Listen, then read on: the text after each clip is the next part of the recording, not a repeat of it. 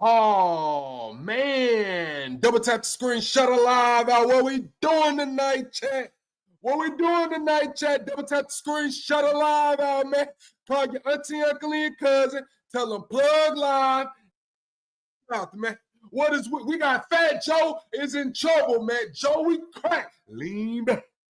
Now lean back, man. They say he got Rico level allegations, man. I want to know, is Fat Joe Diddy 2.0 or is this another shakedown? Is this another shakedown? Is Joey Crack Diddy 2.0 or is this another shakedown? They got something about some teens getting BBLs. I seen pictures in there, man. It's a long ass document, man, like 157 pages, man. But we finna get into it. We finna break this shit down. Y'all know what's going on, man. Call your auntie, uncle, your cousin, tell them plug live, and he running his mouth. We don't care if you far left. We don't care if you far right, liberal, conservatives, fascists, Marxists. We don't even give a damn if you don't like me. Get your ass in here, man, and let's talk about it, man. OG Yosemite, what it do? Lala, what it do? Lala said, it ain't a shakedown. It is not a shakedown.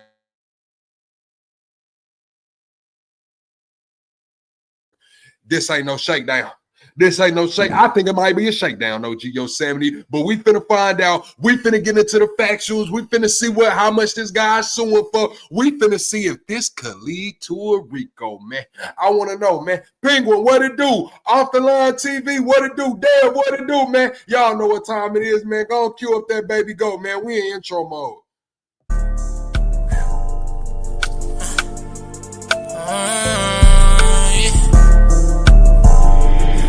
Go, go, go. I told that bitch don't get in my car if it don't come with no neck. I told my niggas I don't like the beef cause that don't come with no check. I told my niggas to mark my word, I guarantee that I'm next. I got the arms of a bodybuilder from the way that I flex. Might just hit the strip just to go blow me a check. They know what the fuck I'm on. They say that they got some of the best gas, they call it Southern Joy. Chain on chain and ice on ice like Adam Sandler, I'm Waterboy. I know I'm all in the head. Bad bitch laying in my bed.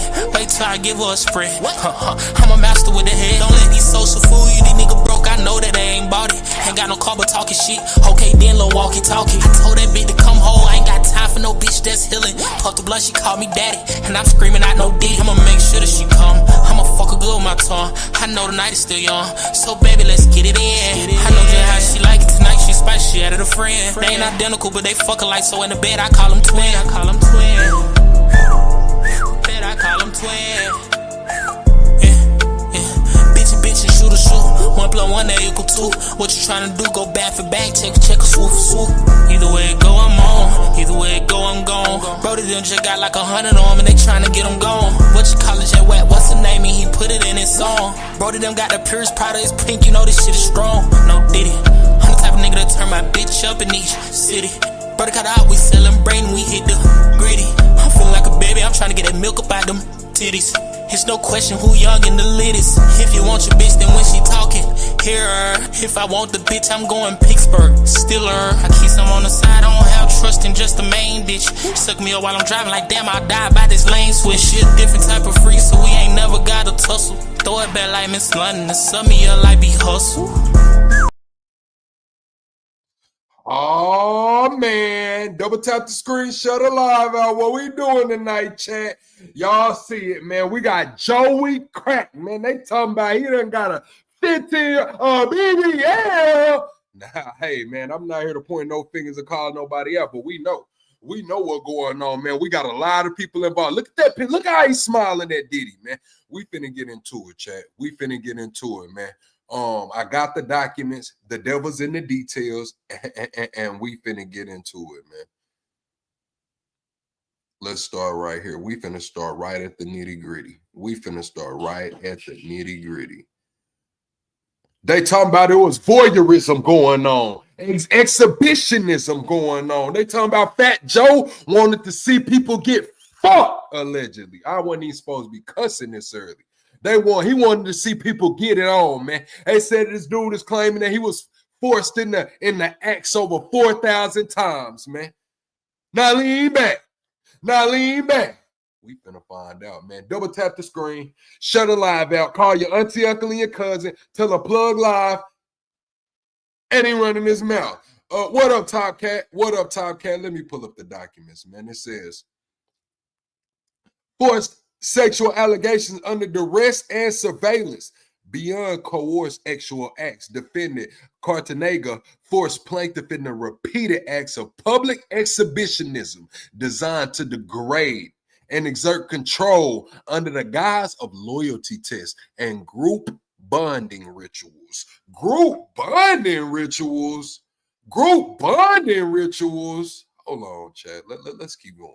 The defendant, Cartagena, routinely orchestrated sexual coercive scenarios in which plaintiff was compelled to engage in sexual acts with women brought to hotel rooms following live performances, tour events, or private studio sessions. These incidents were carefully arranged by the defendant and occurred in environments fully controlled by him. In many instances, the defendant remained present during these encounters, watching, recording, or issuing verbal commands and commentary.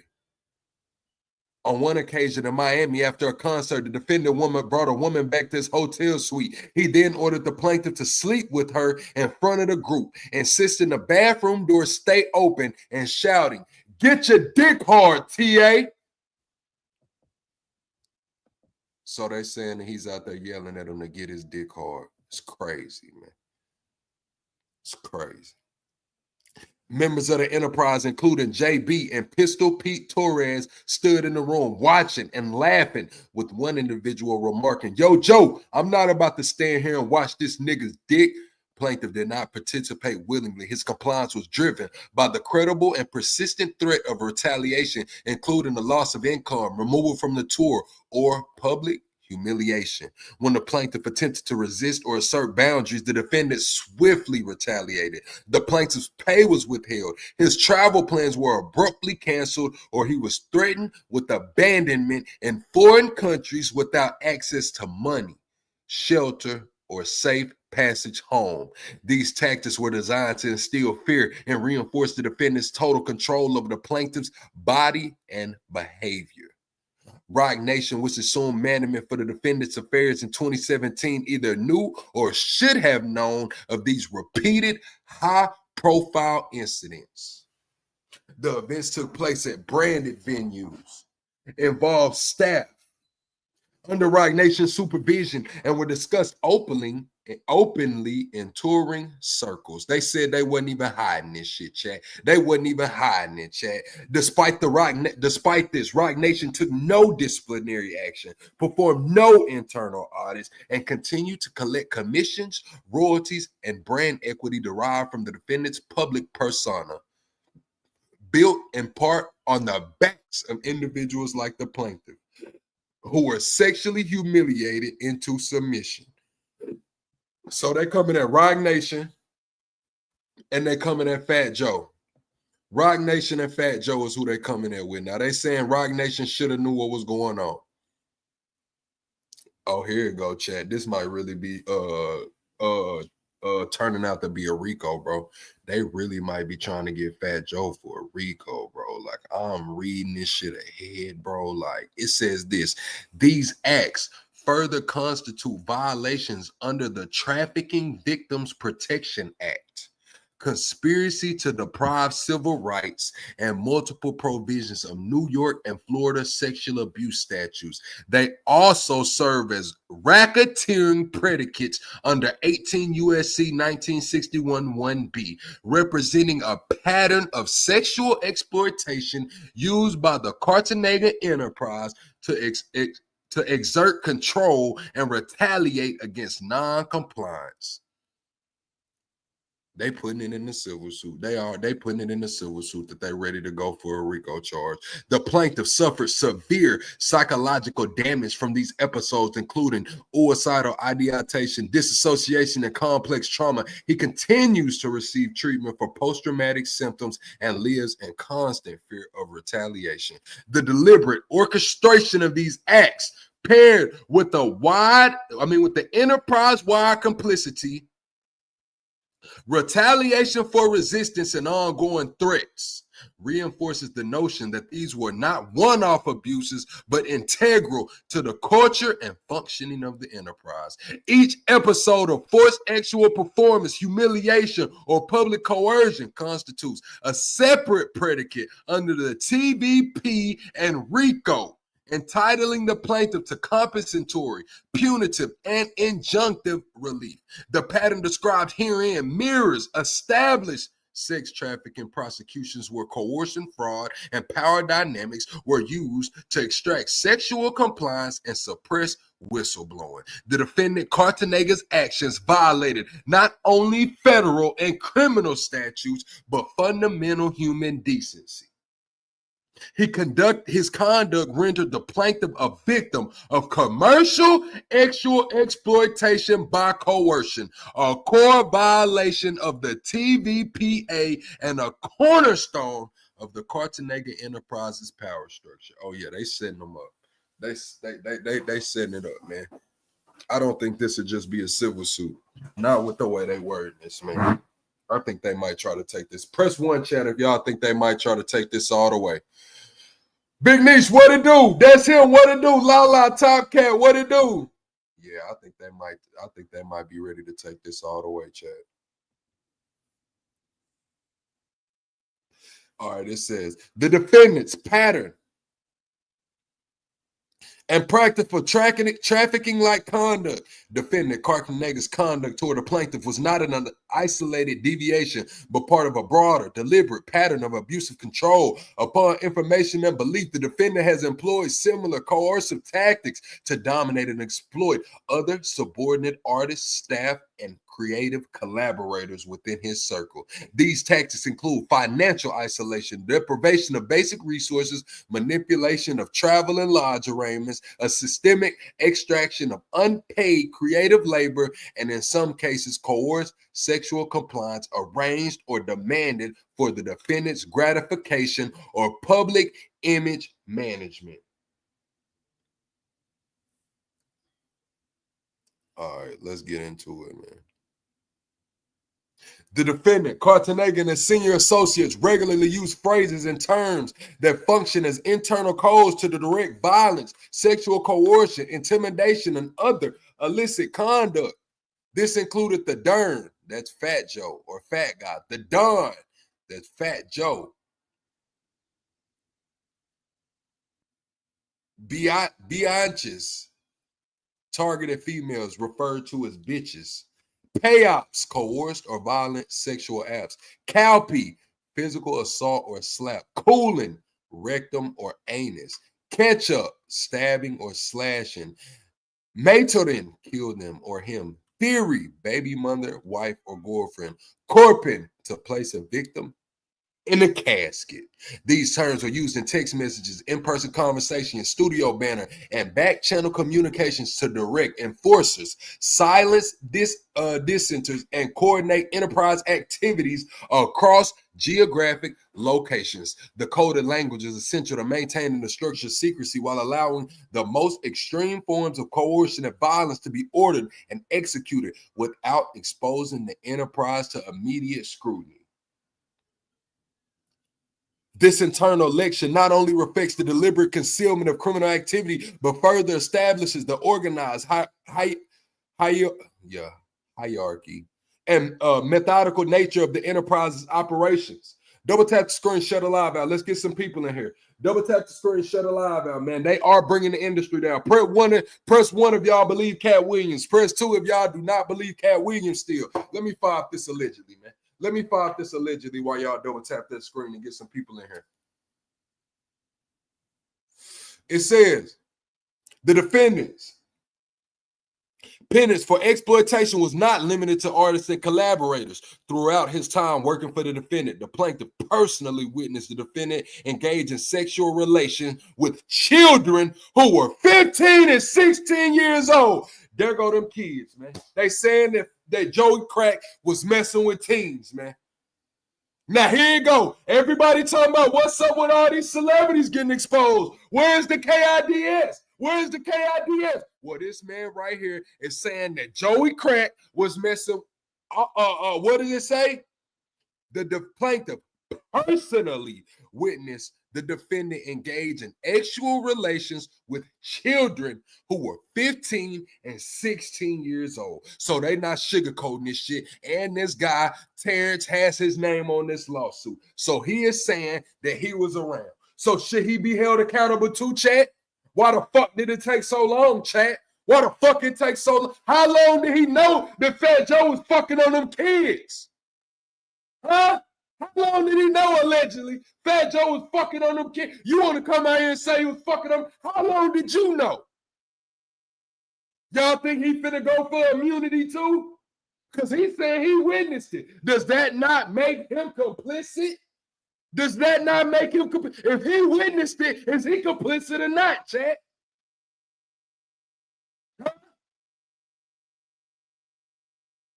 Plaintiff personally witnessed the defendant engage in sexual relations with children who were 15 and 16 years old.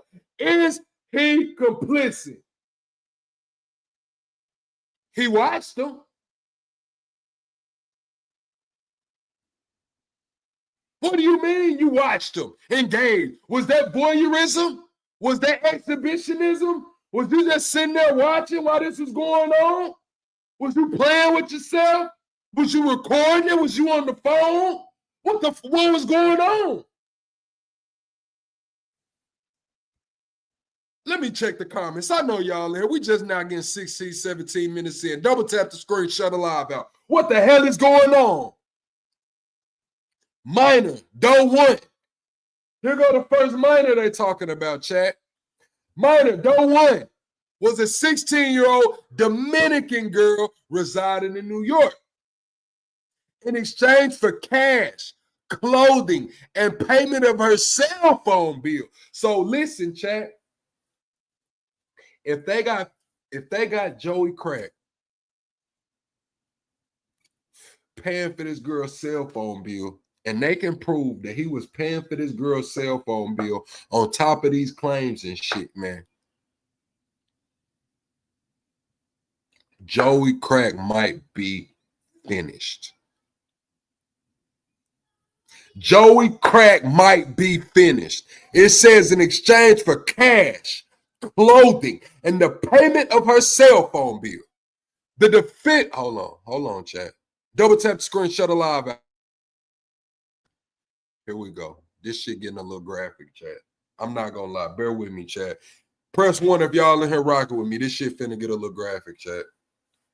Put the kids up. Put the kids up. It says Minor Doe is a 16-year-old Dominican girl residing in New York. In exchange for cash, clothing, and payment for her cell phone bill, the defendant would get oral sex and other sexual acts performed on him by Minor Doe 1, allegedly. On one occasion, while driving in New York City, Minor Doe 1 asked the defendant for money to pay her cell phone bill. Being notoriously cheap, the defendant claimed to be broke. Oh, so he wasn't doing no tricking, allegedly. One thing for sure, two things for certain. Joey Crack said he wasn't doing no tricking, according to this guy. Not on no phone bill. It says, the upset Minor Doe 1 who began yelling, cursing, and screaming. So she throwing a fit. The plaintiff begged the defendant to pay the minor child's phone bill, which was less than $100. Here goes the second minor Doe, and here goes some pictures. I'm finna pull the pictures up for y'all before I read it. I'm gonna show y'all the pictures so y'all can know that this is the actual documents, chat. This is the actual documents, man. Let me pull up the pictures. This is from the U.S. Court Gov website. Now, here it goes right here. They got the faces blocked out, so they have pictures, chat. Here goes the pictures right here. Minor Doe 3 with her friends. These is pictures of the minors. Look, y'all see them. They got it blocked out, but they dropped pictures. So they know, they have identified this minor girl. So it's not a case to where we don't know who this girl is and whatever. So she might be getting ready to do interviews soon, or she might get pulled into this case because there's 1, 2, 3, 4, 5 pictures of Minor Doe 3 and her friends. I'm going to take that down.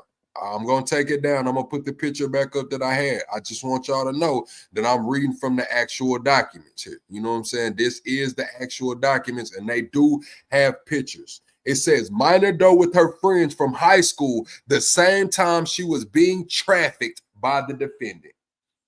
They're saying that they was trafficking. They're trying to say Joey Crack was trafficking children. We always talk about the kids. We always talk about the KIDS. What's going on with this? What's going on with that? Well, allegedly, this guy is saying Joey Crack was running them minors, man. Trafficking kids. And I'm telling y'all, this is a civil suit, but the verbiage in this civil suit is strong. This is some of the strongest verbiage I have ever read in a civil suit, chat. I'm not gonna lie. This is some of the strongest verbiage. Like, this verbiage is like going straight for the Rico. Minor doe 2 is a Caucasian female. She is not a United States citizen. Here we go. Now I go international. Here we go to the international trafficking. The first John Doe is a Dominican that was from New York. Now we got a Caucasian that's not a United States citizen. Allegedly, here we go. This is the international. It says the defendant began having sexual relations with minor doe 2 when she was 15 years old at a concert overseas. Now, you know, they done slipped overseas where the age of consent is probably a little lower, chat. The age of consent is probably a little lower. They done slipped over there to get their rocks off and socks off. Listen. The defendant flew minor doe to New York City and Miami, Florida on multiple occasions. Due to minor 2's body being adolescent and not fully formed, the defendant paid for her to get a Brazilian butt lift. Minor doe 2 eventually left the defendant, is now married to a professional athlete. So we should be able to see that. They said that the minor doe 2 was allegedly 15 years old and her body was not fully formed. She was still an adolescent body. And so Joey Crack allegedly paid for her a BBL. And this same girl is now married to a professional athlete.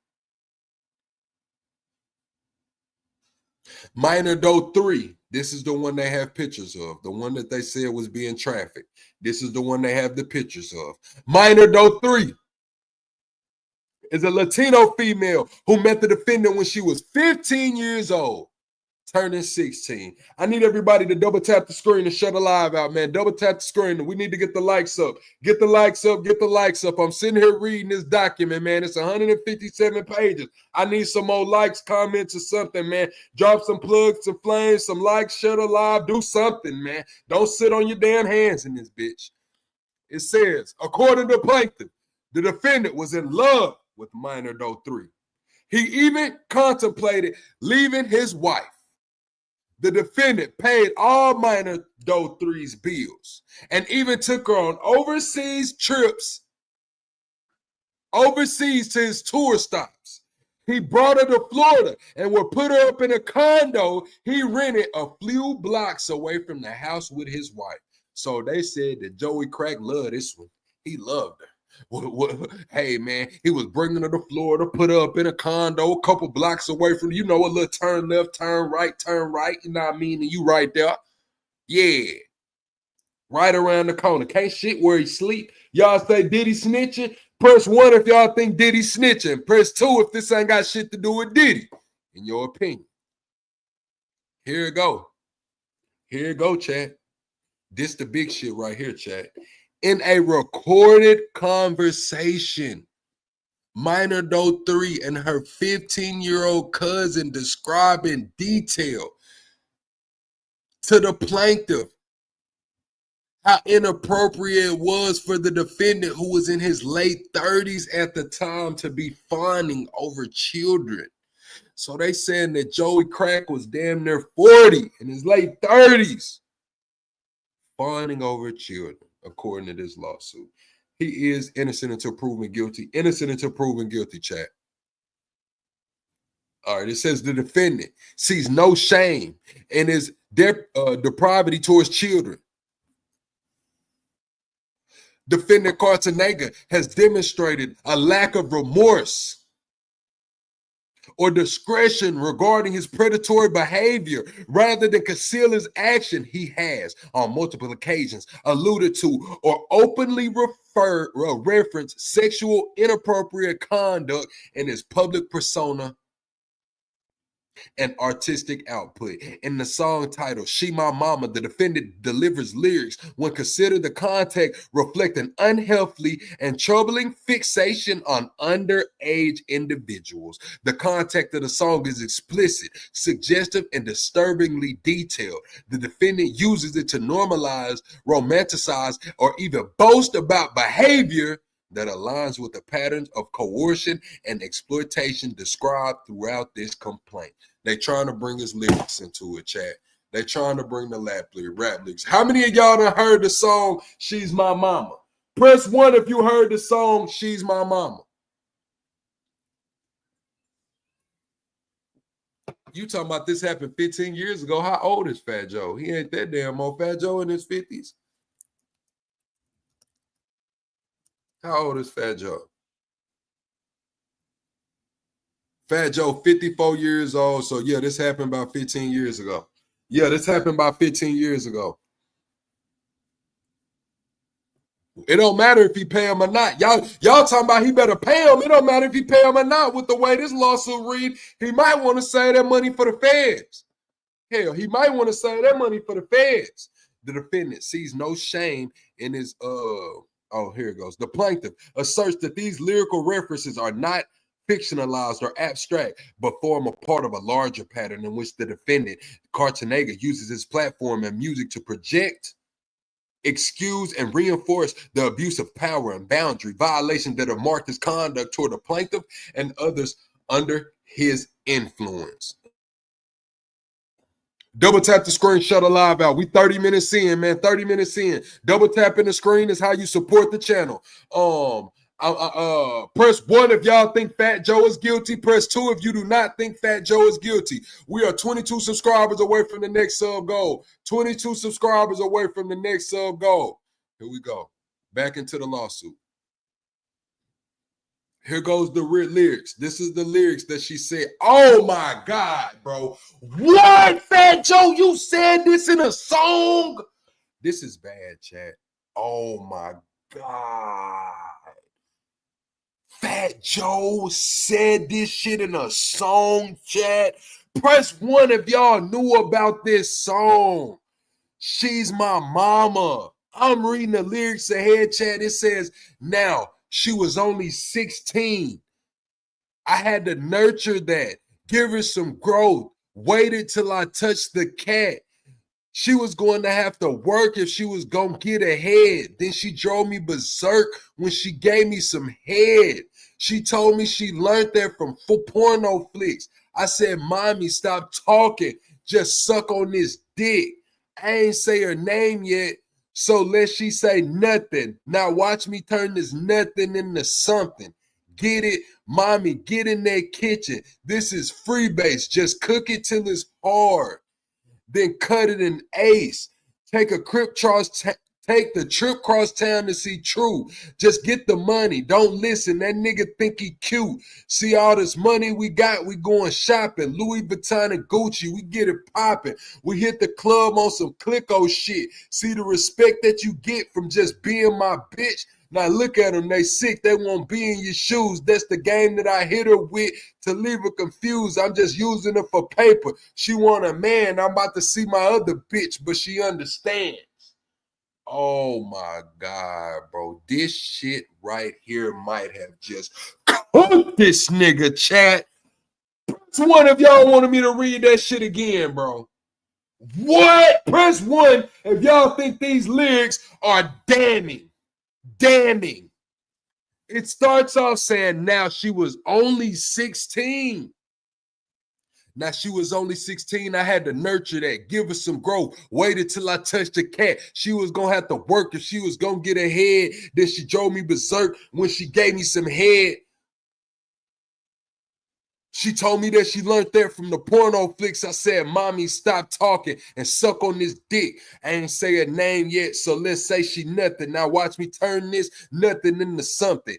Get it? Mommy, get in that kitchen. This is free base. Just cook it till it's hard, then cut it in eighth. Take a trip across town to see True. Just get the money. Don't listen. That nigga think he cute. See all this money we got, we going shopping. Louis Vuitton and Gucci, we get it popping. We hit the club on some Rico shit. See the respect that you get from just being my bitch? Look, see them, they sick. They won't be in your shoes. That's the game I hit her with to leave her confused. I'm just using her for paper. She want a man. I'm about to see my other bitch, but she understands. That's fucking crazy work, Joey. Listen, Joey Crack, you are innocent until proven guilty. I'm not trying to crucify you over here today, bro. I'm just trying to read the lawsuit. But you said it. Joey Crack said it. Credit. Ain't that how money hit that whole chat? How money be hitting it? Joey Crack said it. Credit. What did Fat Joe do? I don't know what he did. These are all allegations. This is a civil suit. These are all allegations. Innocent until proven guilty. Listen, chat. Oh my golly, bro. Like, I didn't know, chat. Do y'all, okay, chat. So since we sitting here talking about the lyrics, do y'all think those lyrics should be used in court? Do y'all think that that song right there should be able to be used in court? Now she was only 16. I had to nurture that, give her some growth. Waited till I touched the cat. He just said he fucking groomed her. Out his own mouth. Even if he said in statutory right, he admitted to grooming this girl. Now she was only 16. I had to nurture that. Give her some growth. Waited till I touched the cat. So he's saying he ain't fucked, but he went on got some head. Told her she was going to have to work if she was going to get ahead. Then she drove me berserk when she gave me some head. So he's saying he didn't touch the pussy. He was just getting his dick sucked, allegedly. What? Who the fuck is his engineer? Who let him put this shit out? Who the fuck was recording this? Chat, I went to audio engineering school. I got an audio engineering degree. And sometimes niggas say bullshit and I just look at them. But I ain't never had nobody get in that motherfucker and say something like that. I would have, whoa, what the fuck you mean, boy? Hey, get your nasty, freaky ass on up out of here, man. The engineer, whoever engineered this shit, I'm fucking disgusted with you too. I'm disgusted. Press 1 if y'all disgusted with the engineer too.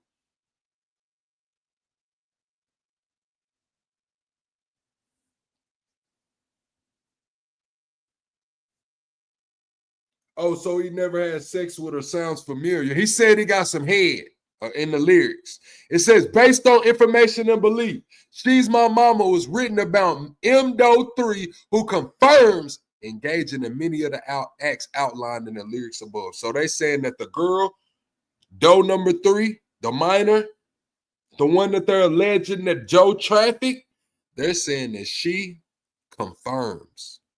She confirms this shit, chat.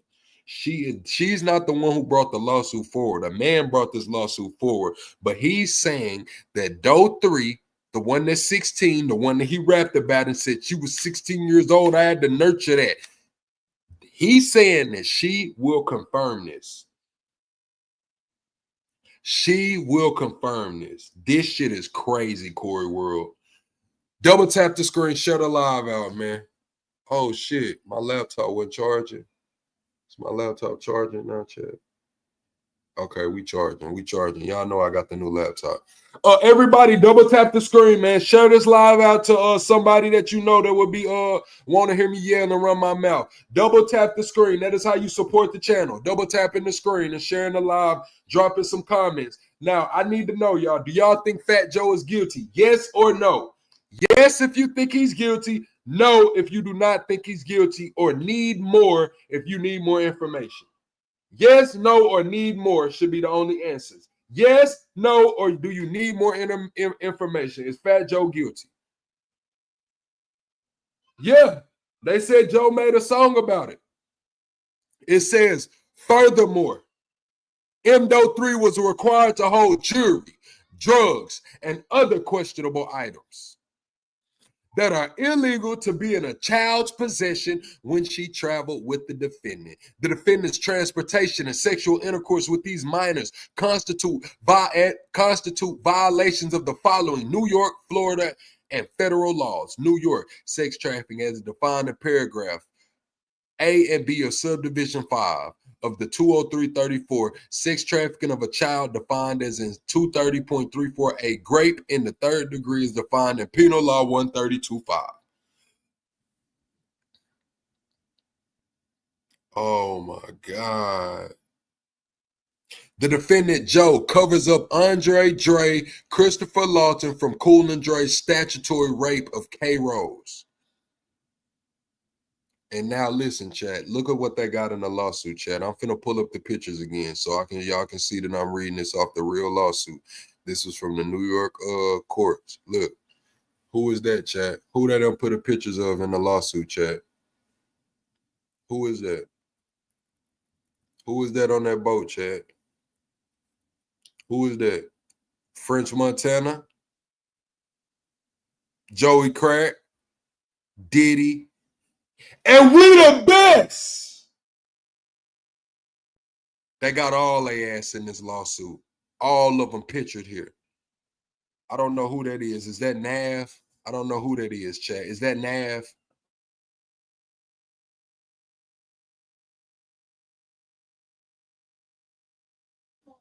Is that Nav, chat? Is that Nav? I don't know who that is, chat, but this is the actual lawsuit. So I'm going to bring the picture of Diddy back up, man. That's the actual lawsuit I'm reading here. Hold on, chat.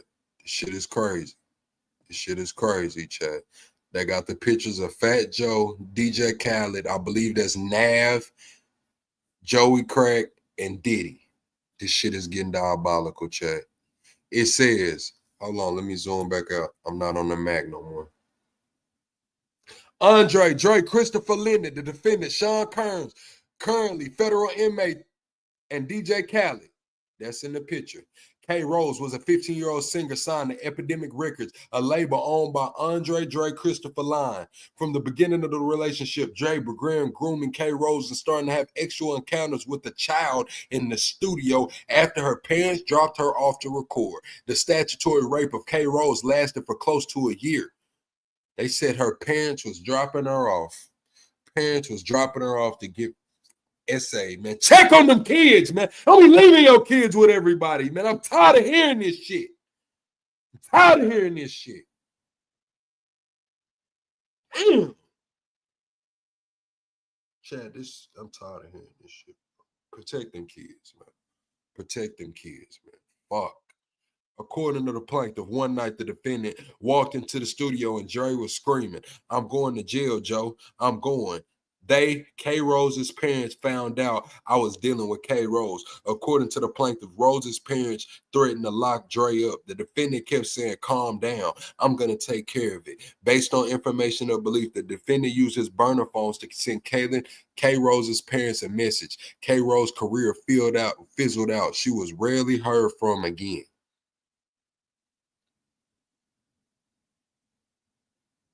What's up, Renee? You think, Miss Renee, you think that Diddy got something to do with this lawsuit? Wow. Double tap the screen, shut the live out, man. We 25 subs away from the next sub goal, man. Run me up in here tonight, chat. Run me up in here tonight. I need y'all to show out for me tonight. If you ain't never liked the video or shared that motherfucker, tonight is the night.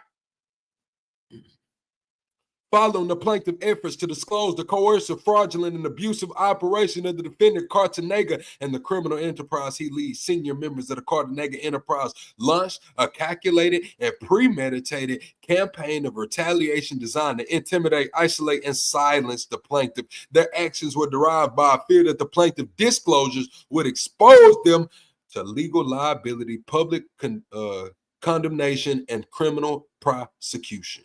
This retaliation was not limited to verbal threats or reputational smears. It was deliberately operationalized through direct and coordinated outreach to a mutual associate named Percy, an individual who at the time remained loosely affiliated with the enterprise and maintained regular contact with the plaintiff. Defendants Pistol Pete Torres and Richard Rich Player Joe Spike, two of the defendant Cartanega's most trusted enforcers, contacted Percy with the explicit goal of leveraging his relationship with the plaintiff to facilitate a violent setup.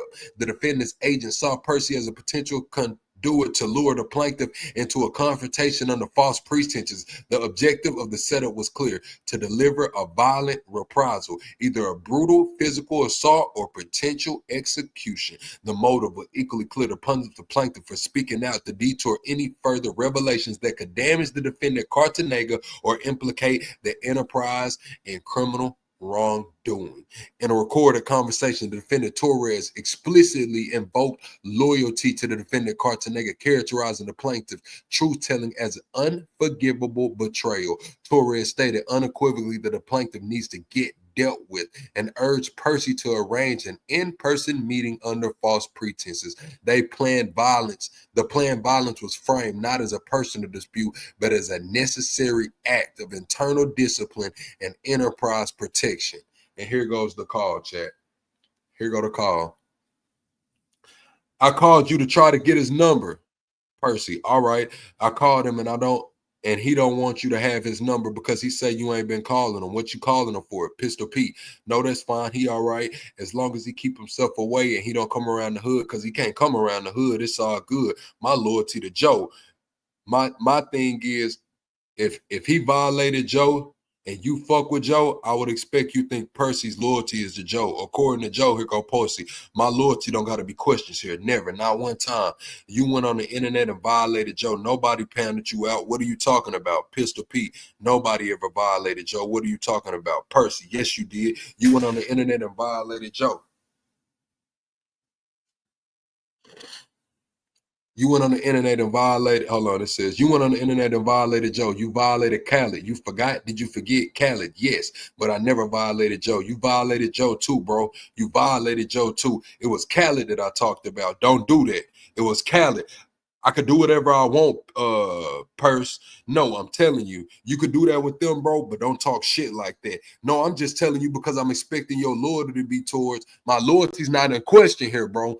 Period. Purse, listen.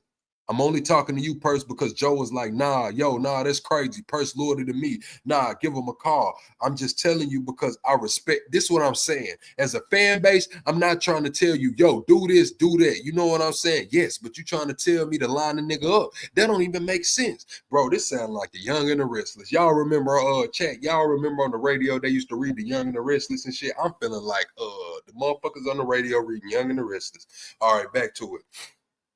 It says, yes, but you're trying to tell me to line this nigga up. That don't even make sense. I don't know who thought in their mind that I was going to do that. No, I'm just saying, no, listen, if the nigga violate anybody that, my niggas is going to bring it up right to where you at. I ain't going to lie. My niggas is going to bring them right to me. My hood is going to bring it right over there. Why? Like they always do. Why? A nigga get dealt with accordingly. You know what I'm saying? That's what I'm saying. Yeah, if it was somebody other than TA, going to kill, listen to me. If it was somebody other than TA, yes, but TA part of the family, bro. That nigga not, he going through what he going through. And maybe he just shouldn't have done it the way he did. And I told him, hold on, you got to listen to me. I told him, hold on, I'll put the nigga on. He never gave me $1.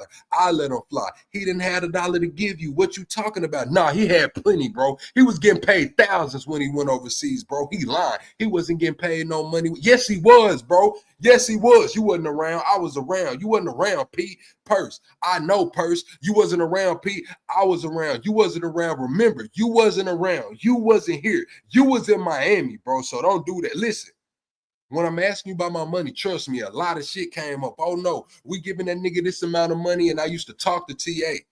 Guy right now, they just gave you this amount of money. He said, yes, but I had to pay this. I had to pay that. I couldn't do it. I'm only getting paid $1,000. It's hard because I got to pay my rent. How could I give you your 20%? Damn, please, Jeff, give me a break. I was like, all right, TA, I understand you need it. He was getting paid more than what he said to you all. Purse, he is lying. He told me there's a lot of lying going on around here, bro. That's why I stay out of shit. That's why I stay out of everybody's business. But right is right. He feeling how he feeling. Pistol Pete, yes. But he's wrong. He's not right. He's wrong. Is he wrong for doing how he doing? I don't know if he's doing wrong, but he did holler at Joe. Joe curved him. Joe ain't want to hear nothing he was talking about. You know what I'm saying? Then now, this is option. This how he feel like he need to handle it. Is he right for doing it this way? I don't totally agree with him. I tried to stop him. He wanted to do this way. I can't do nothing about that. Don't ever tell me to bring a nigga to you. I'm not ever doing that. I'm not ever doing that. Hold on 1 second, chat. Double tap the screen, shut a live out. If you in here rocking with me, press 1.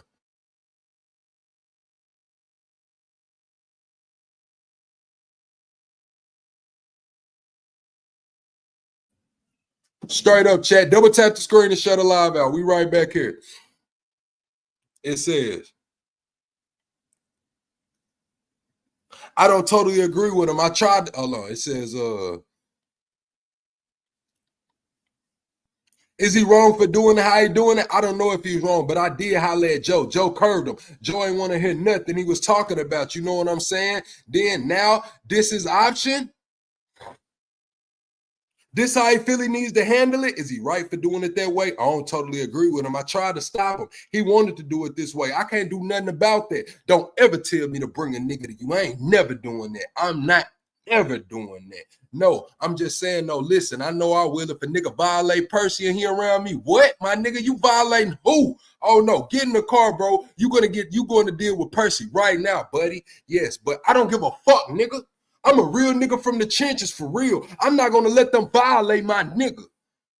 He only think he said he wanted his money for the music that he wrote. I didn't see nothing. I didn't see him say nothing about Joe pay off his and all that. How do you know, Pete? You wasn't there. You know how nigga be in studio person because I have done it. I've been in the studio to where I give a nigga a line or two. Yo, say this. This a nice line right here. Pete, you wasn't there.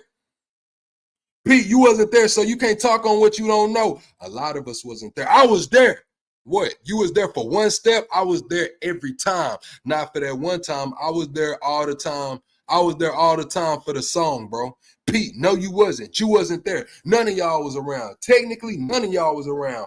Purse, but he never wrote the song. If you want to be technical, none of y'all was around. If you want to be technical, you might be right. I'm not trying to. The only person that was around was me, TA, Joe, and Monk. Nobody else was around, bro, for years. Okay, I got you. It must have been at that time, I guess, for years. So nobody, whatever you being told or whatever, nobody cares because I know what's going on. Listen, I've been to the studio 1,000 times with TA and with Joe, and TA never wrote a song. Now, if this nigga say a sick shit, a verse where it might say okay, cocaine and matches with what's already done, yeah, that's understandable. That's a different story, bro. That's not writing the whole song. You know what I'm saying? Though I was there for a lot of shit, bro. I just don't say nothing because I don't want to get involved in none of this shit. No, I got you, Purse. I get it, though. I get it. Listen, I said I only reached out to you because the way they said it, I said, well, that should be easy. If he around Purse all the time and Purse down with us, then it's a no-brainer. Yeah, but I'm not never doing that. I will bring him for a conversation, but I don't bring him. I'm not never doing that. I will bring him for a conversation, but I would never bring him for niggas to try to pound them out. I'm never doing that. If niggas want to catch him and pound them out, they got to do that on their own. I'm never going to line them out like that. I got you, Pete. I got you. No, I got you. Listen, it's something that my loyalty can't be questioned. So it looked like Purse wasn't going for that shit. Purse wasn't trying to line up nobody. Purse looked like he was trying to stand down. What's up, Johnny 5? Thank you, Miss Renee.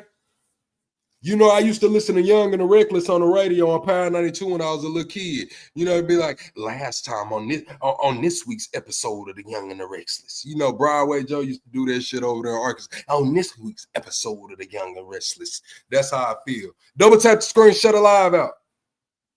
That's something between you and Joe. That ain't got nothing to do with me. Don't ever question my loyalty, brother, please. No, my thing is that my thing to you is that the shit ain't got nothing to do with, at the end of the day, that ain't got nothing to do with you and Joe. Ain't got nothing to do with me. I ain't worried about that as far as how loyal and this and that and other. I don't care about that. I just thought it was going to be easy. I was like, yo, so they telling me about it. I'm like, that should be no problem. Give me person number. Let me find person telling to bring TA. What the fuck we going to do? I don't know. He violated. He got to get handled accordingly.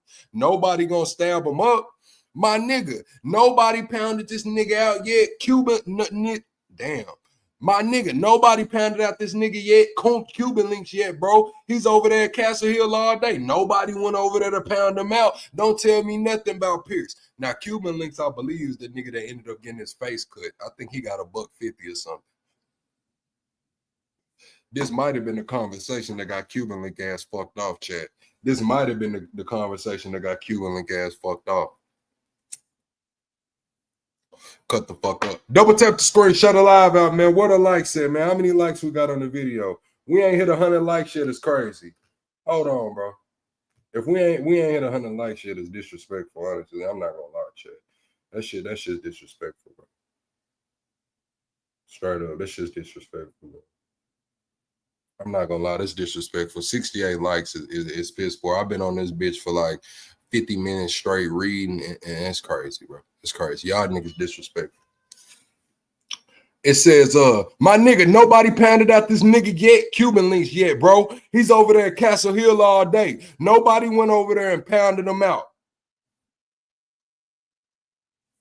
Don't tell me nothing about Purse. Purse, you can't help that guy. I don't care. Nobody went over there to pound him out, though. He's still right now on the internet talking shit. Nobody went over there to pound him out. Why? You can't count that guy. It don't matter. Nobody went over there to pound him out. So basically, Percy's saying, y'all niggas picking and choosing. Y'all niggas picking and choosing. You want me to line this nigga TA up to get beat the fuck up, but this nigga Cuban link over there on the block all day talking shit, nigga. Y'all niggas picking and choosing. Percy telling Pistol Pete, why the fuck this nigga Cuban link on the block over there all day like he big boy this and that. I go on IG live popping it and shit, nigga. But you want me to line TA up. Why ain't nobody went over there to see about Cuban linking them? Oh, you niggas picking and choosing. It says, hey, you can't count that guy. It don't matter. Nobody went over there and pounded him out. Listen, I don't see him. I'm in the street. I'm in every club. Bro, this bitch is not coming outside. He not coming outside. I'm just saying, though. I'm in every fucking everybody. I'm over here with these niggas on that block. I'm over here in the Fox with these niggas. I'm in everybody hood. Every fucking day I'm out here. I'm not gonna lie to you, bro, and I don't see the nigga. I'm just telling you, he's a different flow for a nigga to come out. You know what? Sometimes it bothers you when it's a nigga that you put on and you know a certain story, like I put TA on. TA was a nobody from my hood. He a little nigga from my hood. Yeah, you did. You brought TA around. Yeah. He a little nigga from my hood. And every nigga in my hood want to pound him out. TA's a little nigga in the hood. He ain't nobody. So I'm saying, so I put him on because his uncle was my son. He wasn't even my man's. He was my son too, and he know that. No, whatever it is, all I'm saying is, all that's cool. You picked him up, you brought him around, you dropped him off, and you left, so you don't know what's going on after you left, Pete. You don't know what's been happening. I just know it's not the way to go. He's on the computer or whatever. There's a whole lot of shit that's not cool. Nobody said nothing when Tone Sunshine was running his mouth with Cuban links doing the same fucking thing, bro. Y'all niggas, I don't know. You niggas got selective. That's just selective memory. I told you, Percy saying y'all nigga picking and choosing, nigga. Y'all want this TA, nigga. But when Tone Sunshine and Cuban Link were running around calling you niggas hoes, y'all didn't want to do shit, nigga. And now you want me to get involved and line TA ass up when you brought him the fuck around. That's your little nigga, man. Percy sound like he might be standing on business, chat. What's up, Olivia? I hope you subscribe. Percy sound like he might be standing on business. Let me rerun that shit back. Y'all double tap the screen, shut the live out. Let me fire my joint back up. Y'all don't want to like the video no damn way. I might well not rush. Let me fire my shit up.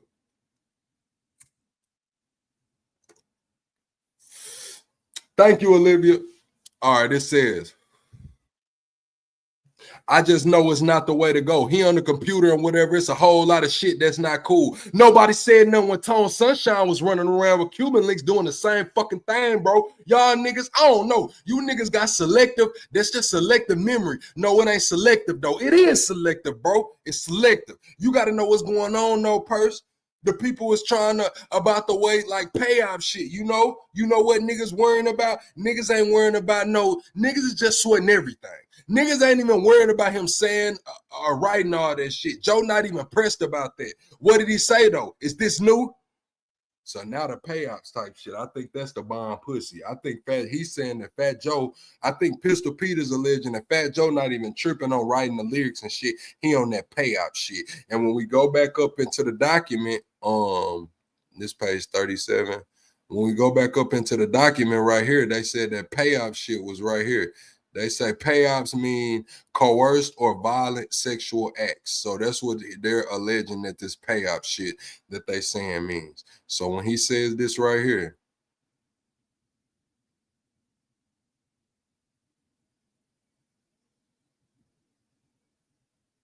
here you go. But Joe said something. All right, he said, here we go. He said, you know what, niggas going, you know what's going on, though, Purse. The people is trying to, about the payoff shit. You know what niggas worrying about. Niggas ain't worrying about no, man, niggas just sweating everything. Niggas not even worrying about him saying about writing all that shit. Joe not even pressed about that. So the payoff shit is the coercion. So he's saying the reason Joe want TA around ain't about no fucking lyrics, nigga. It's about buying that pussy.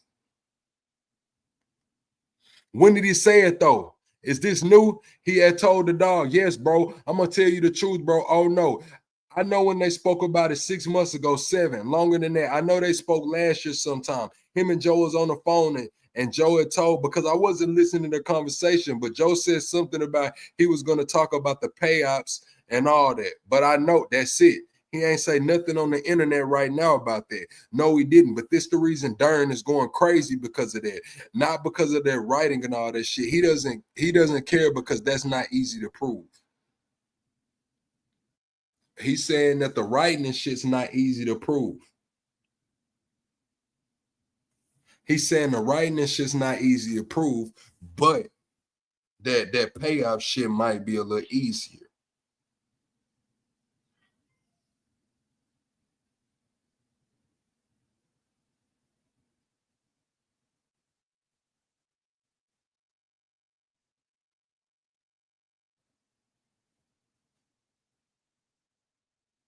Okay. All right, but he's not doing that though. I don't even think that's what he's gonna do. But I know niggas is fake trying to get to points with Joe, trying to be like, yo, I'm gonna get him around. Nobody's gonna touch TA, bro. He letting them know. Percy on some shit like, ain't none of you niggas gonna touch TA, boy. Ain't none of you niggas gonna touch TA, boy. I'm gonna let you know like this, y'all nigga. Hey, man. It says, listen, let me tell you something. If I build a nigga and the nigga act up and I feel like I never got robbed because he was doing great, more than what he was doing when I met him. When he was in the hood doing shit, a bum. I took him off that shit and put him around Joe. He came and he decided he wanted to be a hype man. He decided he didn't want to be a rapper no more. He wants to be a hype man. I told him, whoa, stay firm. You an artist, chill. Stay firm with the artist. Don't go into the hype man shit. He got caught up with that whole hype shit. Wanted to be on the road. He fucked the life and shit like that. He said, fuck all this shit. I do this. I was like, okay. And that's what he went to do. You know what I'm saying? It was like something that he decided he wanted to do. I never told TA, never told the nigga to go and go and become fucking Joe's hype man. I told him, don't do that, man. Just stay firm and keep it the way it is. Joe is gonna make you his artist. That's it. You're gonna come out with music. But all that hype man and all that, he was like, no, I want to go on the road. And that's what he did. I couldn't hold his hand. I was like, yeah, all right, then. On top of it, I never seen $1 out of all the time, all the money he got, all the bread that had come back out fresh off the plane out of joy with stupid bread. Yo, yes, I got to pay this. I just got a baby. It's always something new. And no, I understand because that's how it was for him. He always had an excuse. He always had something to do with you. Right. Yeah, he's always stupid and I'm legit. I'm like a cologne. Let me ask you this though, Pete. Why are you talking about now, bro? Yo, he never gave me no charge or nothing. You ain't seen or spoke to the nigga in years. I spoke to him about it. I talked to him. He knows. I'm just telling you, I'm vibing with you that I never bothered him. I never even give a fuck about this shit because I want him to do okay. You know what I'm saying?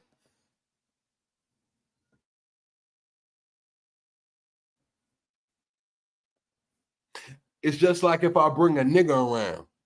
And it's just like when you bring somebody around the mafia, he goes bad and it was on your shit. You get your head bust open until you get cut. It's just like you being down with the gang and the nigga that you brought. Now, I understand that. I understand. I hope I don't have to break that down to you, but you never know. I understand that, of course.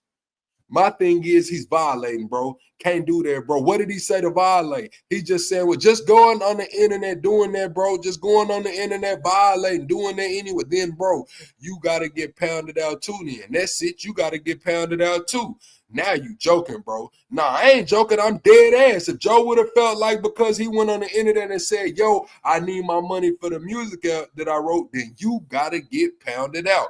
He never wrote no music. He's lying. You went on the internet. He's lying. How do you know, Pete? How do you know? Come on, bro, because I know. Pete, you wasn't there, my nigga. Yo, but I was around before you came around. Pete, you was not there, but you was not there, Pete. You was not there, bro. Stop. You was there, but you was there. I was there for everything. You witnessed that he wrote shit for Joe. What I'm saying to you is that I'm not going in all that. I'm telling you, I was there for everything. I was there for everything. You was there for a lot of things. I was there for all these same niggas. You, Rich, when all your niggas was scared to go to Africa because everybody was scared. Everybody was scared of fuck. I didn't go. You talking about me, bro? I'm talking about everybody. I'm the only nigga down in all that. I'm the only nigga that Tony Yayo was getting out to this day. Man, Tony Yayo was fed. I don't know what he was talking about. Yeah, because it was real. I did chase some niggas down. It was me by myself. I ain't seen nobody else. I don't know. I don't know when it was because I was there for every situation. I was there for real, for real.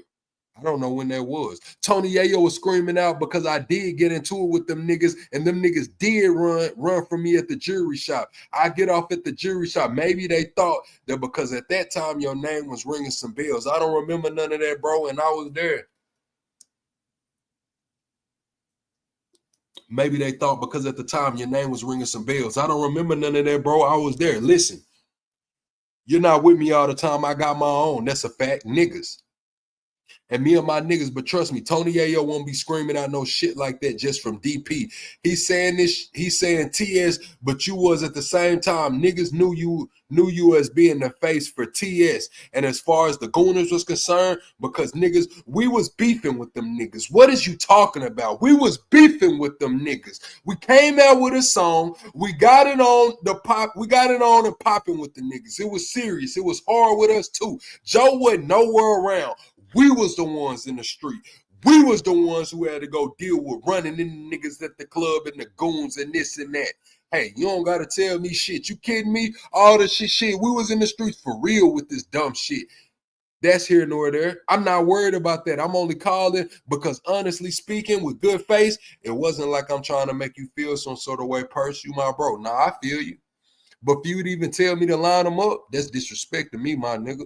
I ain't even that type of nigga, bro. Nah, but listen, I just thought she was I thought I'm just doing it because if I got a nigga that's violating Percy, Joe is my brother. And my loyalty should never be in question. Anybody that's questioning my loyalty my loyalty, that's their own issues, bro. Nothing but loyal. I understand that. I'm going to do with it. This is what I'm saying. Y'all don't even need it. If y'all try to get TA, go ahead. Joe got a TA number. Rich got TA number. How none of them niggas got TA number now all of a sudden? Niggas don't understand. But everybody says Percy. No, what happened was this. Niggas are saying no, but he be with Percy in the whip. Every time we ever seen him, he was always in the car with Percy. This is what happened, Percy. Who said that? Because they lying. TA don't even be here. Listen to what I'm saying, bro. TA don't even be here, bro. That's a lie. Times they seen TA, they only seen him with you. I'm not gonna lie to you, Percy. That's the reason I said that's the case. You know I don't talk to you all the time. I'm like, oh, that should be no problem there, Percy. Okay, then what? I even told Joe that. That's not a problem.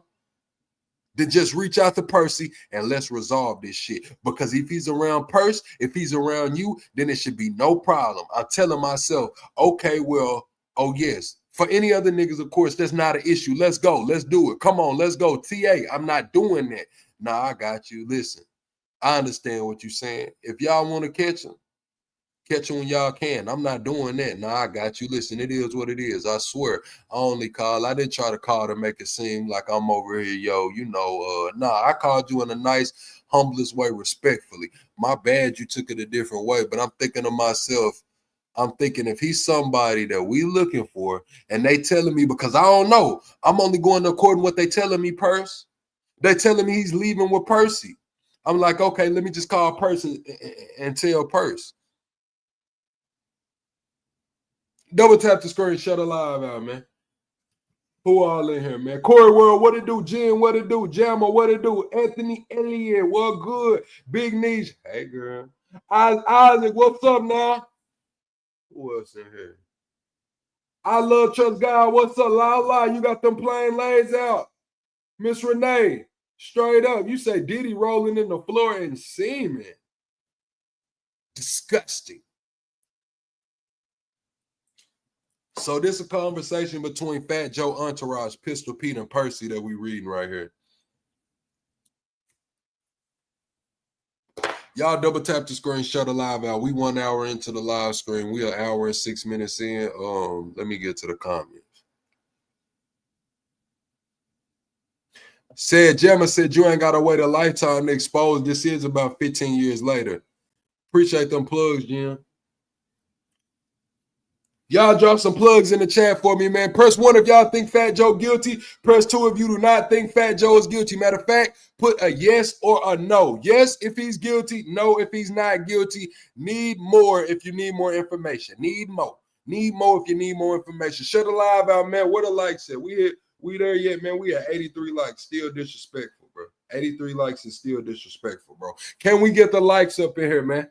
I've been reading for an hour straight. I had to, take a little break and kick back. You know what I mean? Hold on. Let me cut this damn heater.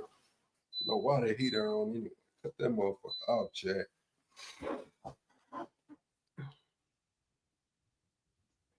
Yeah, man. Hold on, chat. Double tap the screen, shut the live out, man. I had on some damn I had some joggers on, chat. I had to change them motherfuckers, boy. I had to put some shorts on. Shit. No cap. About to pass out in this motherfucker. You said told y'all money grubbing snitches. You think this a money grab? Y'all think this a money grab?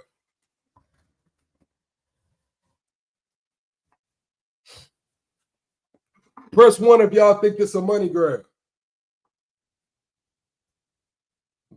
I'm almost ready to get back into the lawsuit, chat. Hold on. I'm trying to make sure my other device is charging. And I'm taking a break, man. I have been reading for hours straight, man. Y'all bear with me. You say year 25 is the year exposed? Yeah, Cat Williams did say it. Cat Williams did say it. What's up, Isaac? What's up, Isaac?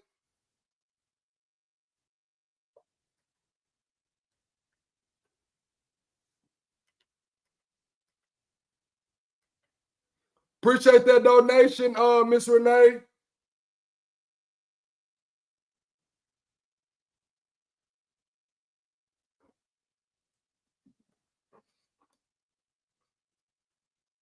All right, y'all. We almost back into it. Here we go. What's up, Norton? Fat Joe wants to Puffy to plug him. Nah, hell no. Wants Puffy to plug him in. Oh, he might. But life goes on. But life goes on. Thank you for that donation, Miss Renee. You know it's going to a good cause.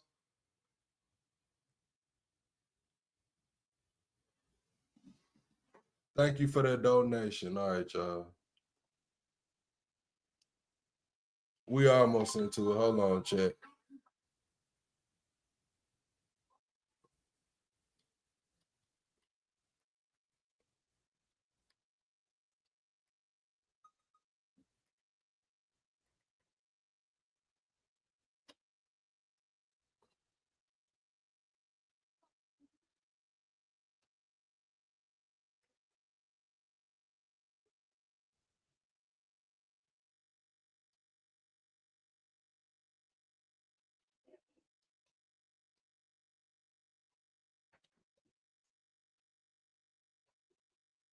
All right, chat. All right, here we go.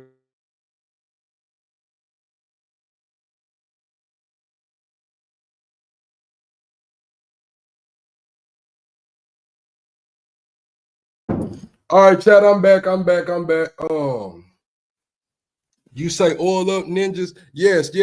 Y'all go grab the ebooks. We have the ebooks. Search Plug Station on the Kindle bookstore, Amazon bookstore, and you will see my ebooks. We right back into the lawsuit, chat. It says, when you say they, who's telling you? Because I'm finna go after they ass. Yeah, but I'm not gonna go back and forth with you. It's a TS for sure. You could tell me what they said, but you're not telling me who they is, because they could be could be gassing you up. Why would they want to do that? I'm only trying to get to the bottom of this so it won't escalate into nothing else. To get to the bottom of it would be niggas calling TA and having a conversation and having a three-way with. I don't know. You should be talking to them, not you. It's true though. You right.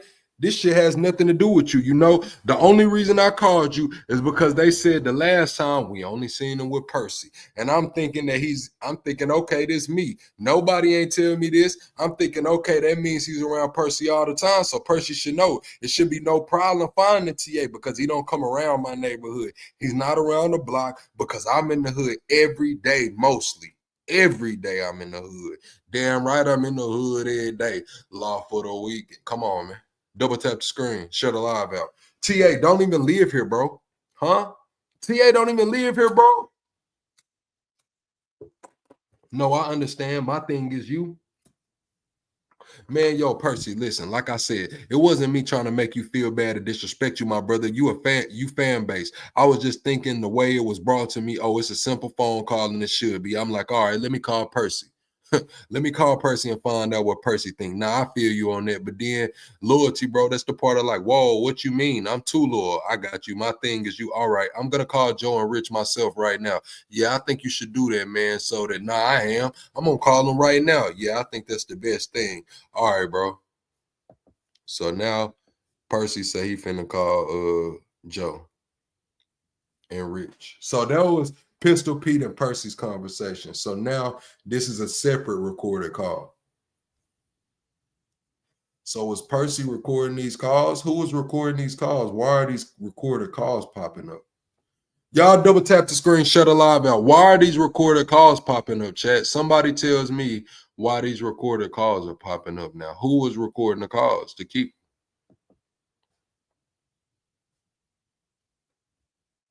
You see what I mean? Like, who was recording the calls?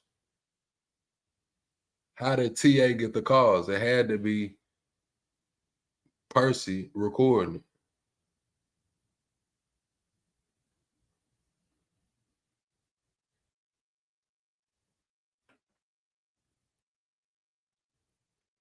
All right, chat. You say money, power grab, switch. In a separate recorder called Rich Player, the defendant's business manager and trusted handler reinforced the threat, stating that the situation had gone too far, that Joe's family was involved and that Percy was in a position to help line this up. Rich Player's tone was unmistakably serious. If Percy did not help, he was advised to get out the way.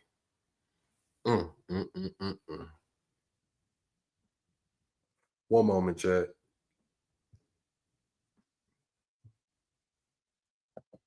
Double tap the screen, shut the live out, man.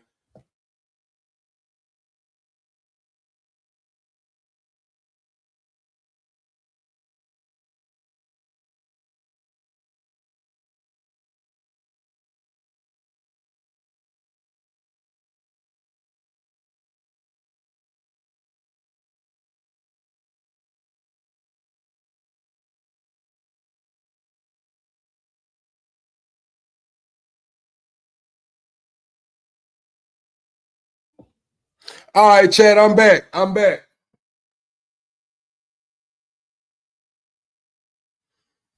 This is the call with Rich right here. This is the call with Rich.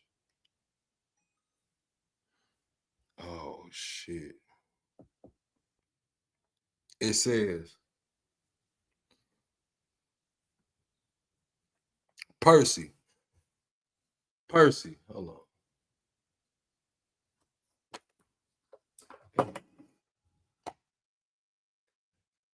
But you want to take you. Maybe you want to tell me, like I said, when I told him, yo, TA went bad, he said, yo, Percy, everybody deserves a second chance. All right, everybody deserves a second chance. You're right, but we don't let's not pick and choose who we want to give second chances to, bro. Rich Player, yes, I do. He just went super, super duper bad. Do you know what hurts the most, bro? Him and TA, they were tighter than tight. They were tighter than me and Joe and you and Joe. They were tighter than me and Joe. Yeah, I just said that. That's them together every day. Yes, bro, it existed. That's betrayal. Got betrayed. Bitches bitching, bro.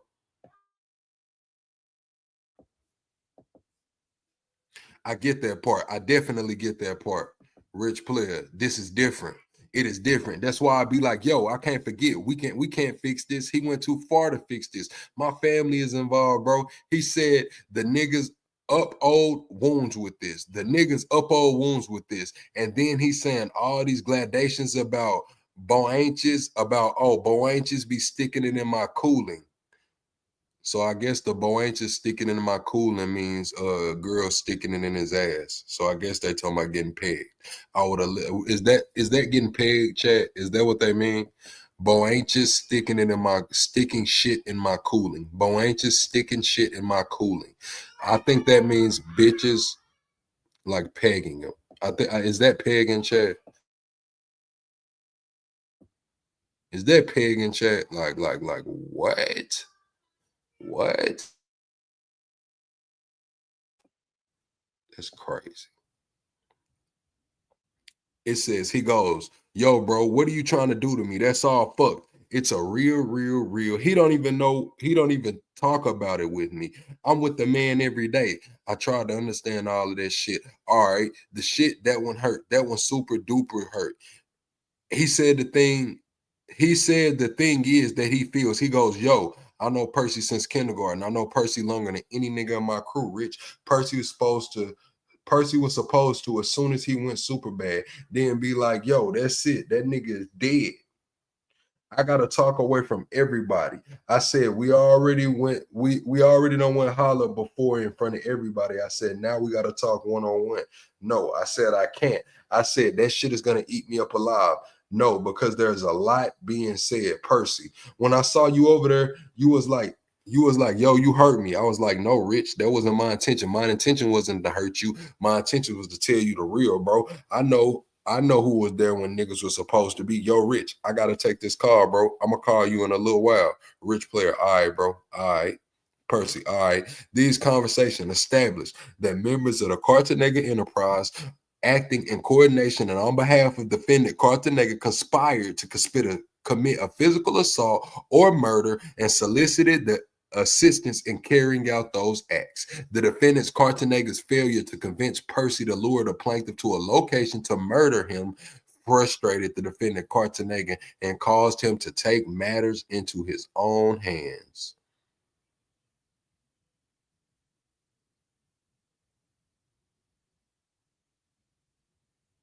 Wow, bro, they got Kamala all in the lawsuit chat. Wow, look.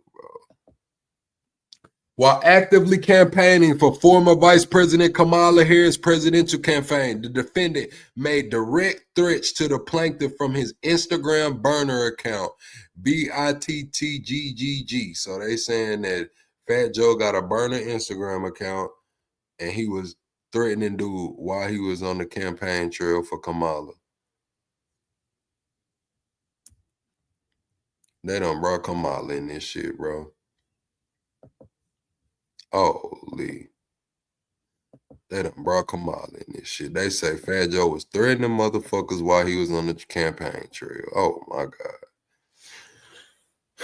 The defendant's disdain for current President Donald J. Trump is palpable. Numerous YouTube videos detail the level of hate he has for the current president and his administration.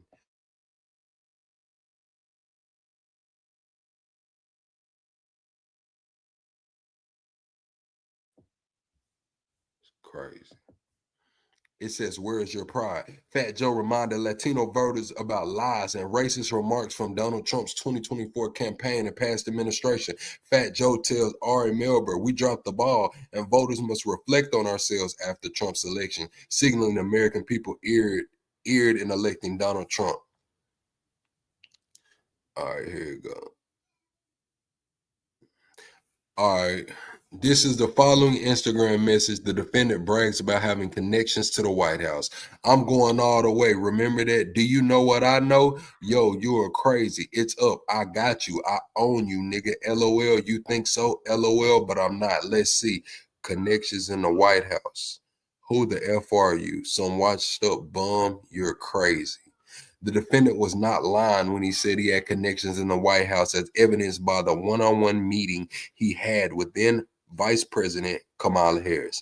In addition to the one-on-one meeting with then Vice President Kamala Harris, the defendant moderated a criminal justice panel with Vice President Harris, even had the audacity to bring one of his henchmen and Rico Enterprise officers, Rich Player, to meet with Vice President Harris. Upon information of the belief that while the defendant was in the middle of moderating a criminal justice panel, he was actively using his Rico Enterprise to set up the murder of a plaintiff. The defendant Cartagena also brags about his political connections with former presidents, and they got Fat Joe in this bitch giving Bill Clinton some Air Force Ones, chat. They got Fat Joe in the document giving Bill Clinton some forces, bro. Oh my God. Oh my God, chat. Not the Arkansas boy. They got Fat Joe in this bitch giving the Arkansas boy some forces. Now I'm not gonna lie, bro. That picture right there is crazy, bro. Bill Clinton in the forces is crazy. He Arkansas for real, bro. I'm not gonna cap, bro. Bill Clinton in the forces is diabolical, bro. Real Hot Springs nigga, bro. Bill Clinton look like a real spy nigga right there, bro. Wow. Why have I never seen this picture of Bill Clinton, bro? Press one if y'all have seen this picture of Bill Clinton before, bro. He looking like a Hot Springs nigga for sure right there, bro. I'm not gonna cap, bro.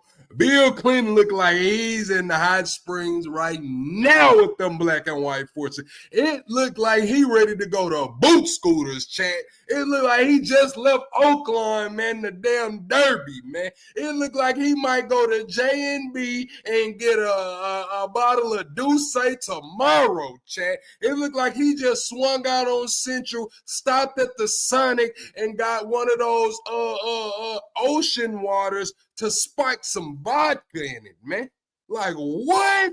Bill? Hey, man, I ain't gonna lie. This shit right here is like vintage excellence. This picture right here, bro. Like, ain't no presidents putting that shit on like Bill, bro. We can just keep it real, bro. Bill Clinton just won the president swag right here, right now, bro. Ain't no president put that shit on like this, bro. Y'all show me a president who put that shit on like Bill did right here, bro. Come on, bro. All right, now they got him involved in some shit, bro. But look, bro, this Bill, bro, like, come on, bro. Look, he ain't even got them bitches tied all the way, bro. Bill might know something, bro. Let's keep it real, bro. All right, let me get off of this, man. Let me get off. Let me get back to the Diddy picture for y'all get mad. It's just here, Arkansas, boy. That's crazy, bro. They got Bill all involved, man. God. Hey, Bill can't catch a break, can he? God dang. They got Bill in everything. It says, unbeknownst to President Clinton, he unintentionally accepted. Oh, they trying to see, they trying to clear it up for Bill in this damn lawsuit. They said, unbeknownst to President Clinton, he unintentionally accepted and wore a pair of sneakers that donned the name of a criminal Rico organization. Defendants Cartanega's political reach does not stop at the White House. In August 2024, defendant Cartanega was presented with the key to New York City by the mayor, Eric Adams. Plaintiff believes defendants Cartanega's confidence and openly threatened him, attempting to put a hit out on him, is due to this political protection. In the following Instagram message, the defendant confirms his Rico enterprise when he says, don't need to lift a finger, biggest in the game, everyone willing to do it for me, bring them out, make it happen, hurry up, don't need to lift a finger, biggest in the game, you're not stopping nothing, everyone willing to do it for me. The plaintiff proceed to word it, meaning the defendant was going to have him killed.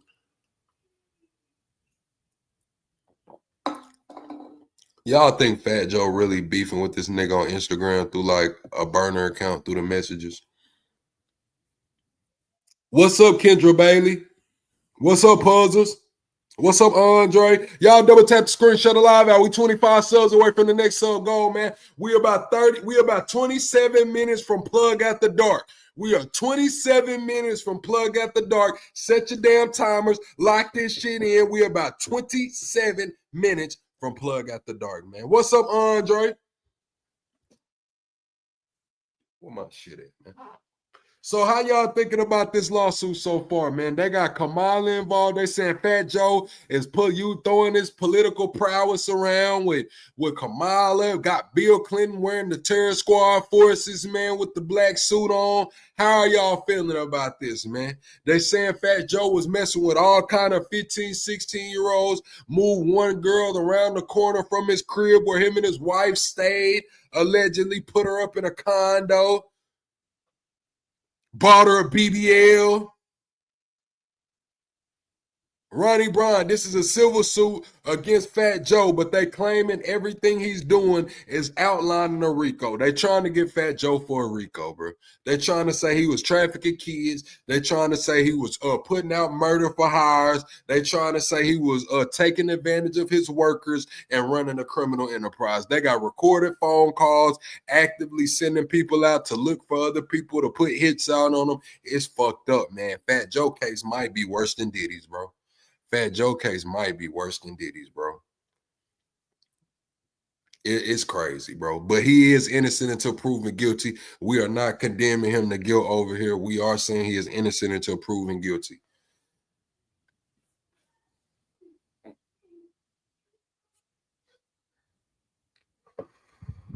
Shit crazy, bro. I'm gonna keep it real though, man. But when it comes to the man, like, I don't know. Let me not say something before I get canceled, bro. I be got canceled in here saying this shit, bro. But this shit be going on, man. Everybody was talking about the KIDS and shit. Everybody was talking about the KIDS and shit, and they was asking what's up with the kids and shit. Listen, if the feds pick this up, bro, the 16-year-old girl that he alleged moved around the corner of the condo and got the BBL, the same one he was rapping about in that song, he got a song chat where he said she was 16, basically talking about grooming this girl.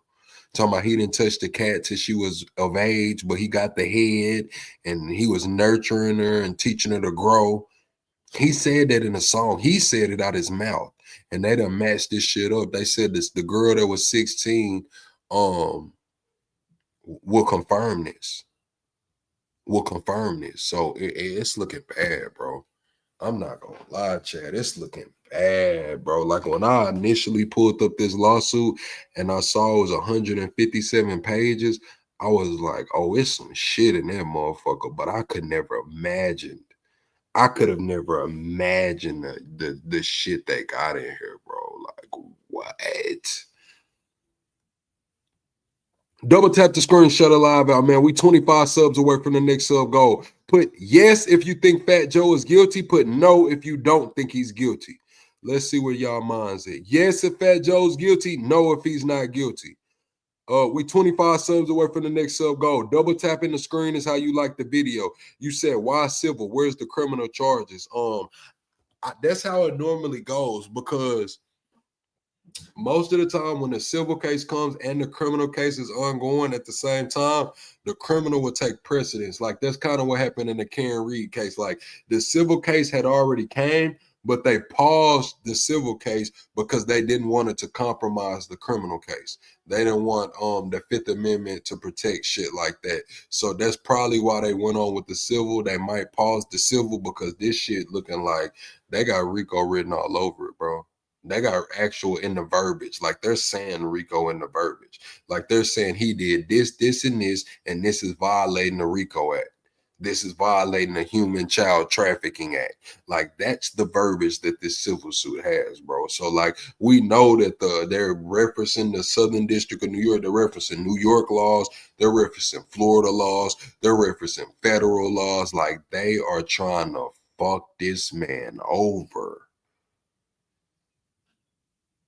Like wow, they're going all the way, like from the civil suit. Like the verbiage is crazy, crazy. Y'all give me 1 second. Let me grab something to drink. Give me 1 second, chat. Let me grab something to drink.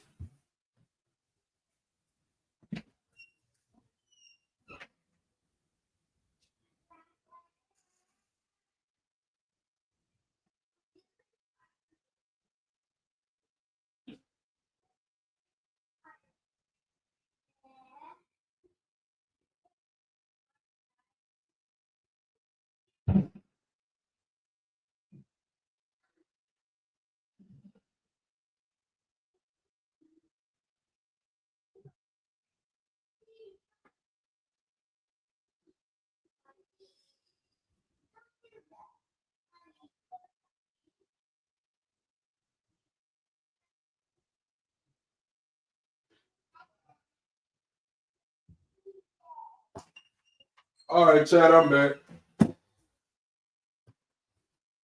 All right, we back in the building. We back in the building. You said, yeah, it would be worse than Diddy's case. Yeah, I'm thinking it, bro. This shit sounding worse than Diddy's shit, bro. Especially if they got the girl that's gonna testify or confirm this shit. And they said that he had to traffic another girl internationally. They said he trafficked another girl internationally, a white girl, a Caucasian girl. And now she married to some athlete. So they know who she is too. That means these people still around. The people that he's alleging that Fat Joe trafficked are still around.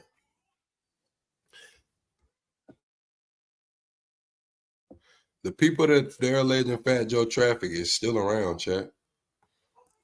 Crazy work, crazy work. All right, let's see. It says, in the following message, the defendant makes his intentions very clear. He intends to do bodily harm to the plaintiff. Here we go.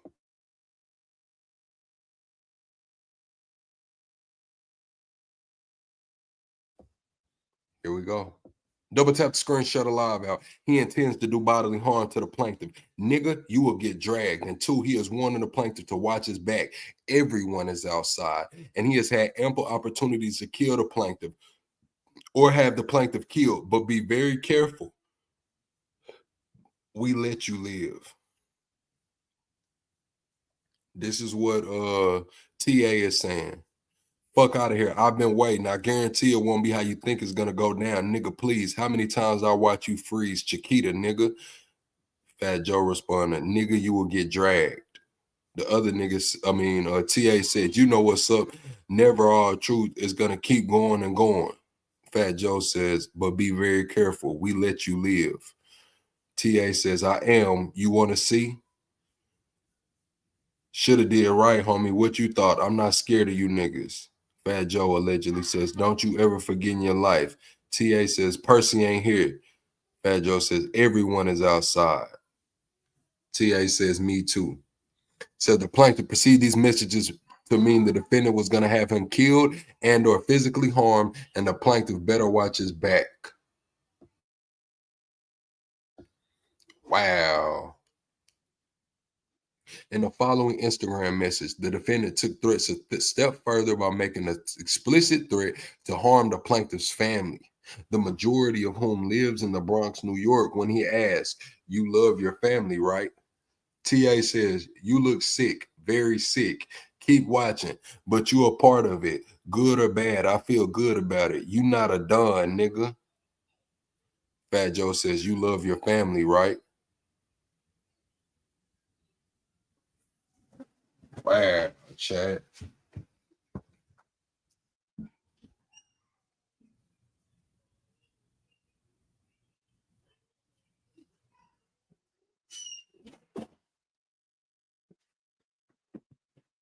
It says in the following Instagram message, the defendant brags about strong arming a YouTuber into removing and failing to release interviews of the plaintiff, where the plaintiff publicly explained the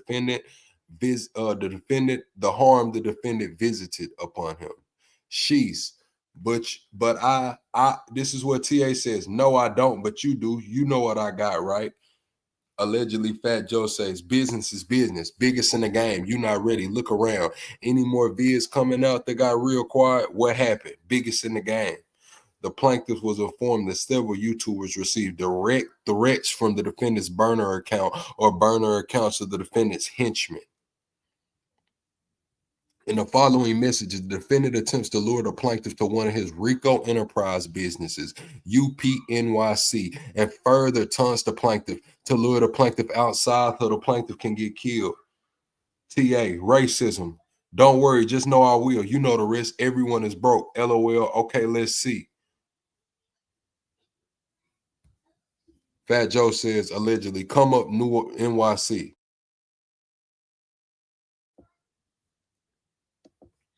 LOL. Well, let's see. Y'all sending threats. Come see me. If you that nigga, I dare you niggas. Come outside. Mm. The defendant believes that Cartanega is attempting to lure him outside so he can have the plaintiff killed or physically injured. The plaintiff is convinced that the defendants are determined to kill him. In the following Instagram message, the defendant says the following: you can be with whoever, but remember, everyone by themselves when they turn that corner. This statement is significant because it comes from a private conversation the defendant had on multiple occasions where the defendant warned the plaintiff to never walk ahead of the group whenever they travel, because you can be in a party of 30, but if you walk off and turn the corner ahead of the group, then you become a party of one and are susceptible to an enemy attack. That's what I want. That's what y'all want. I know you want me to come to you. Come to me. You can be with whoever, but remember, everyone by themselves when you turn that corner. You right. It will be legendary. Mm. It's crazy, Chad. It's crazy, Chad. Defendant Cartanega's confirmation that he is the one sending direct threats to the plaintiff lets the plaintiff know that Cartanega and his Rico organization will stop at nothing to have the plaintiff killed. And another Instagram message confirming his identity. The defendant influenced the plaintiff. Plaintiff wouldn't have gone anywhere if it wasn't for me. You are terrible. You fucking racist. Pick your man who you want me to fight. Pick him. You wouldn't have gone anywhere if it wasn't for me. You wasn't even going to be out Cyprus. You would be couch surfing. Couch surfer is a term the defendant used to describe the plaintiff in several YouTube videos.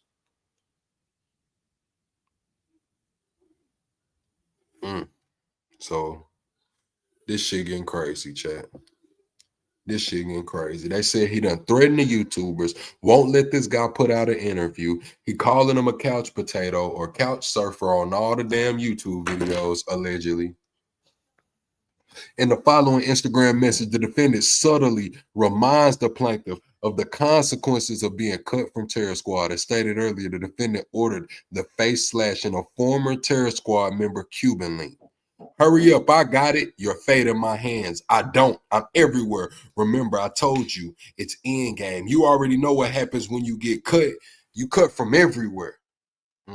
The plaintiff believes the defendant is going to have him killed or have his face $150.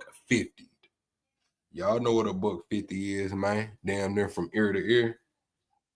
Damn near from ear to ear.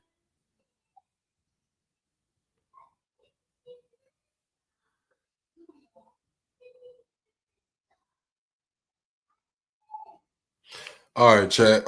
Press one if y'all still in here rocking with me. Press one if y'all in here rocking with me. Double tap the screen, shut the live out, man. We 25 subs away from the next sub goal, man. 25 subs away from the next sub goal. Do we know who TA is? Yes, we know who TA is. We do know who TA is. What page am I on? 57. All right, let me go to page 1 right quick so I can tell y'all his name. The plaintiff is Terrence Dixon, aka TA. Terrence Dixon is the plaintiff. That was Fat Joe's entourage. It says, I'm giving $150. That's my word. Sup, SMD. What's up? The plaintiff believed that Pistol Pete or one of his minions will try to give him $150 if they ever run into him. Pistol Pete used several burner Instagram accounts to send direct threats and threats of violence to the plaintiff on the defendant's behalf, including but not limited to Dr. Shavaz. In the following Instagram message, Pistol Pete confirms the Dr. Shavaz Instagram belongs to him.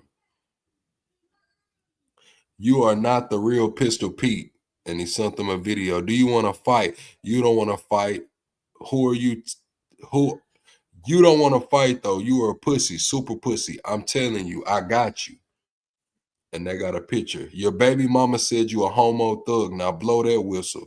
Yeah. She know better. The plaintiff believes that Pistol Pete is brazenly stupid to out himself is evidence of the defendant's determination to kill and or physically hurt the plaintiff. So they got a video allegedly. This is allegedly Pistol Pete right here. I'm finna show y'all. Hold on, let me pull it up. I told y'all we got the dots. Here we go. This is the IG conversation where he's saying that Pistol Pete recorded himself on this video. So obviously they got him talking. He's saying something.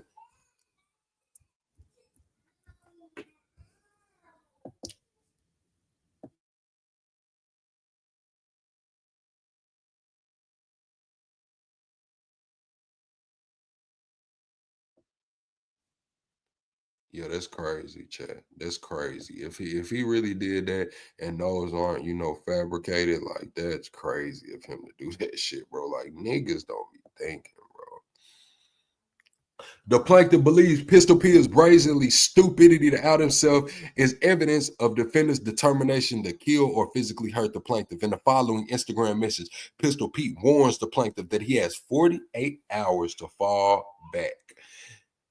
You got 48 hours to fall back. Yep, you been warned, son. So what happened? Fall back.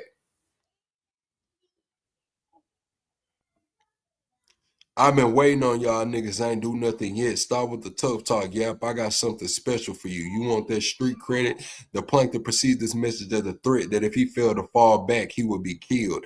In the following Instagram message, Pistol Pete informed the plaintiff it doesn't matter if the plaintiff has Jesus Christ with him. The plaintiff is food, and the Cartanego Rico enterprise will eat. I'm not, and this is TA. I'm not playing with you at all. I'm telling you, I'm going to do to you, so beware. I'm far from pussy, and I'm going to give it to you for sure, nigga. Keep playing. Oh yeah, Pedo Congo is with me. And Pistol Pete said, nigga, you could have Jesus with you, nigga. You food and we gonna eat. TA says, whatever you say. P says, you put that video up and I'm gonna make you pay in the worst way, pussy nigga. Plankton perceives this message as a blatant death threat, as Pistol Pete made it very clear that he intends to make you pay in the worst way. The defendant completes menacing orchestrated campaign and social media threats directed at the plaintiff by asking, don't you think people gotta be made an example of so others will understand not to cross? They trying to make an example out of them, chat. Oh my God.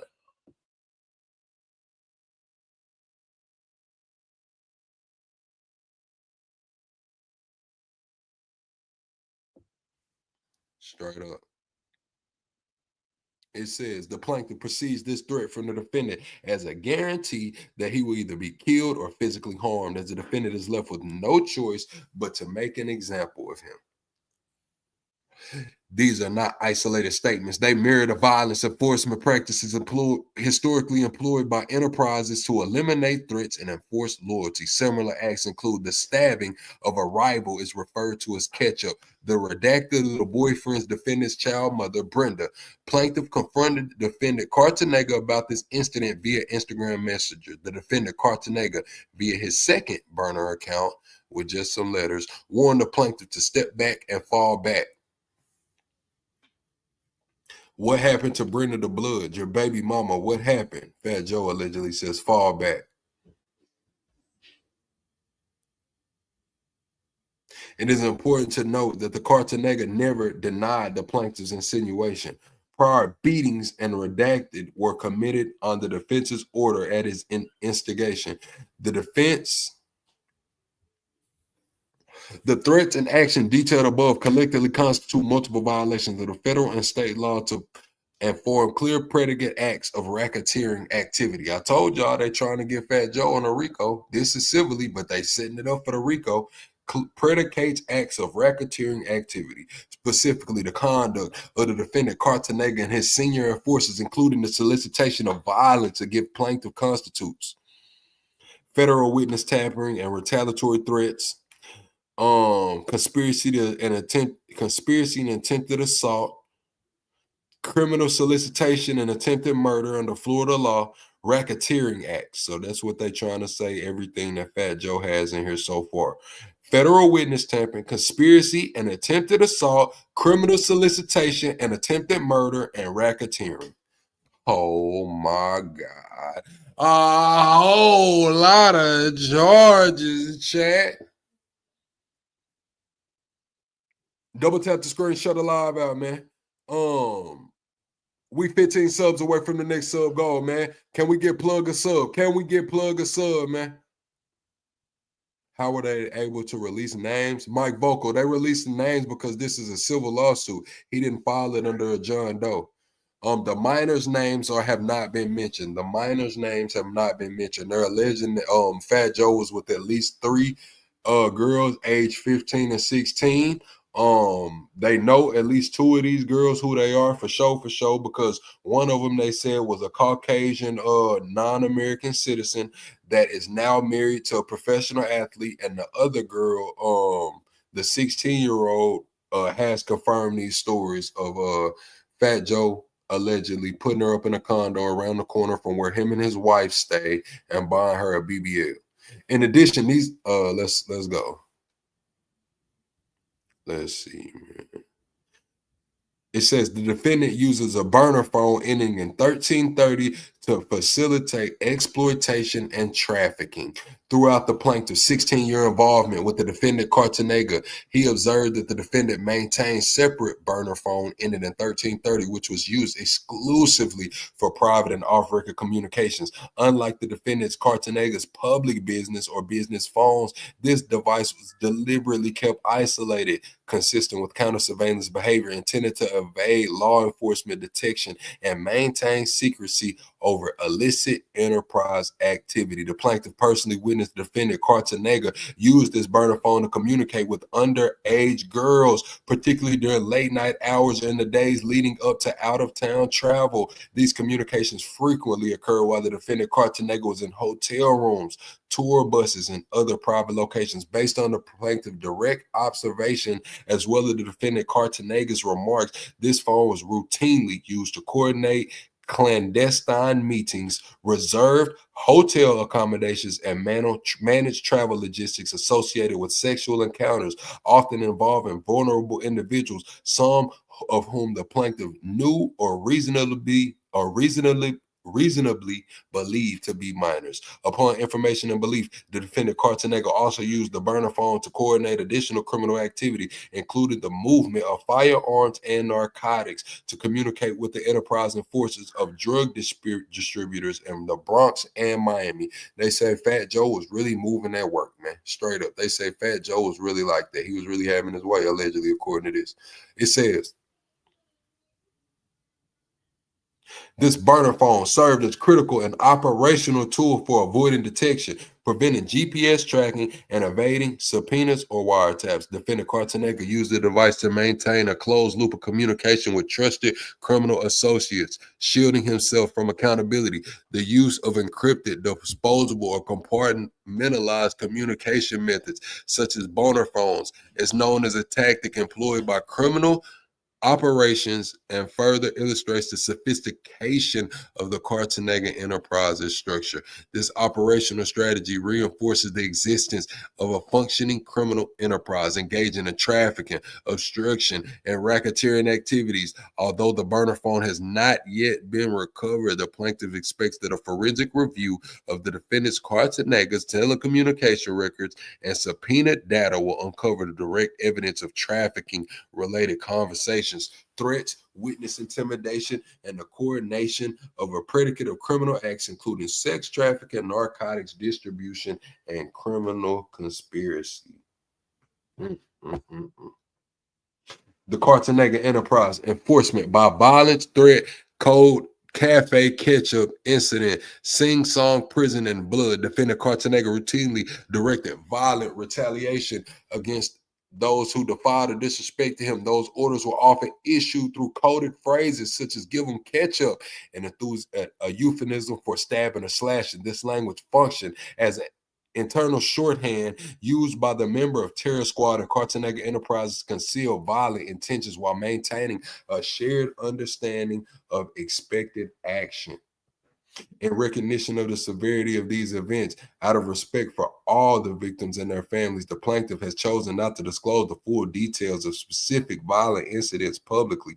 Nonetheless, the facts confirm that the violence was recurring and normalized enforcement within the enterprises. The term Cafe Ketchup derives from an incident in which JB, a member of the enterprise, instigated a confrontation outside a restaurant. After losing the altercation, he contacted Cartanega, which resulted in a retaliatory stabbing allegedly orchestrated by the enterprise to restore its dominance and punish the perceived disrespect.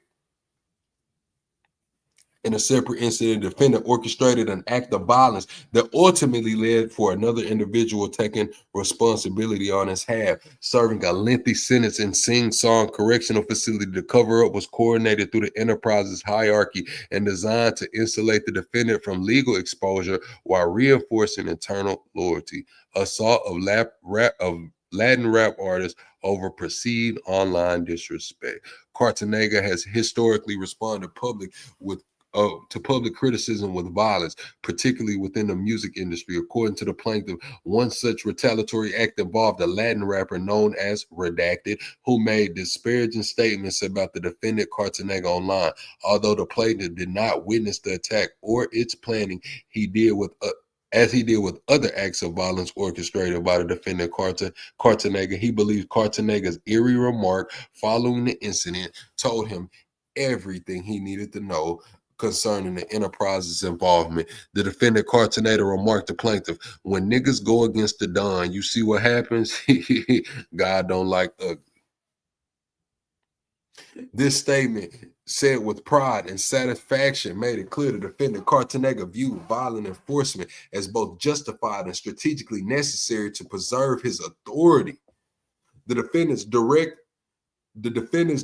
to assault the rapper, Mac Main. The defendant Cartanega's use of physical violence extended beyond retaliation. He also used it to assert dominance over rival entertainers and enforce personal vendettas. The plaintiff recalls one such incident in which the defendant Cartanega ordered him to physically attack rapper Mac Main. Jermaine Anthony Prian, well-known artist affiliated with the Young Money label. Defendant Cartonated instructed the plaintiff and other members of Terror Squad to pound out Mac Main on site. It didn't matter the plan, time, or place. If they saw him, they must attack him. This was in response to a comment allegedly made by Main in which he mocked the defendant Cartonager's marriage and claimed he could sexually satisfy Cartonager's wife better than Cartonager could. According to the plaintiff, Cartonager told him that Mac Main crossed the line when he said, I know that fat nigga ain't fucking his wife right. I'll fuck the shit out of her if I got a chance.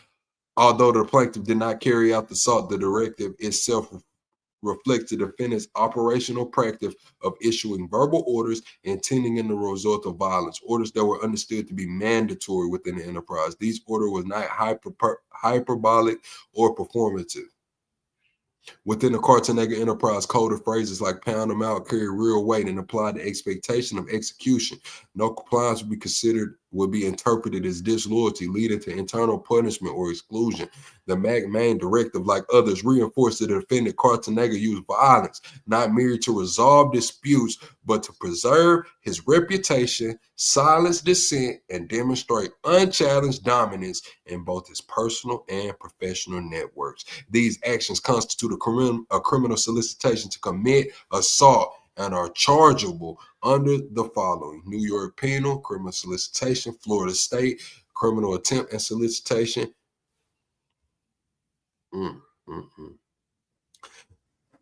The defendant Cartonager sustained and deliberate use of coded threats, surrogate violence, and retaliatory directive provides further evidence of an organized criminal enterprise operating with structure, continuity, and the intent to engage in unlawful acts to preserve its power. Damn, chat. Where's Capricorn Jones? Essence, what's up, Essence? Anybody want to come up here? I'm dropping a link. I'm really just vibing reading this lawsuit right now. It's still a lot to read, chat. I'm not gonna lie, it's still a lot of this lawsuit left. Damn, I've been reading for 2 hours and shit. It's still a lot left. Where my allegedly at, chat?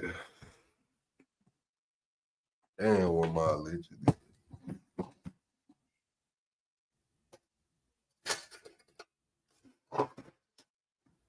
I done lost it allegedly. Oh man, guess I'm gonna have to roll some allegedly. I done lost some shit. It's crazy, chat. It's crazy. Double tap the screen, shut a live out, man. Y'all see at the top of the page, man. Y'all see the Mount Rushmore of freak-offs, the Mount Freak-off. You got Diddy up there, Fat Joe, R. Kelly, and Cassie. Y'all see the X's over everybody's mouth, and then there's one chick. It's crazy. Y'all double tap the screen, share the live out, man. While I get my allegedly together. I dropped the link, man. The link is in the bio too. Y'all didn't see that up top. Now, why she got a check mark over her mouth, but everybody else got an X? Huh? Why she got a check mark? It's crazy. Is it because she got a check and everybody else got X'd out? Huh, check. Shit, what's up with R. Kelly? They're trying to kill him, allegedly. Yeah. Oh, Steve says it's because she got that money. That's why they check over there. They say he took too much meds, an overdose. I'm hitting him with that bitch and watch him overdose. Yeah, like young boy. When was this case announced and who announced it? Okay, let me go back. We on page 67. This was filed today. We on page 67. Let me go to page 1.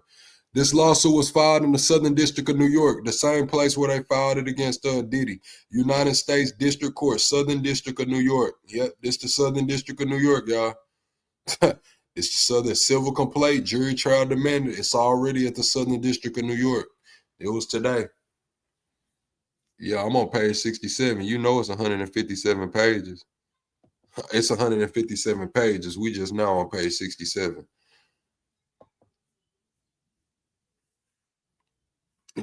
We just now on page 67, Essence. Wait, so this got announced in the Diddy case? No, this is on case, Mike. Mike, this ain't got nothing to do with the Diddy case. It's just that there's a racketeering. They trying to bring a lot of racketeering language into this civil case. This case was filed with the Southern District of New York, and they're basically laying out the criminal case for them. It's a civil case, and they're saying this is why I need to get paid, but at the same time, this is what he did that constitutes a Rico and breaking federal law. So basically, they just hit TA trying to get the money while simultaneously handing the Southern District of New York a Rico case.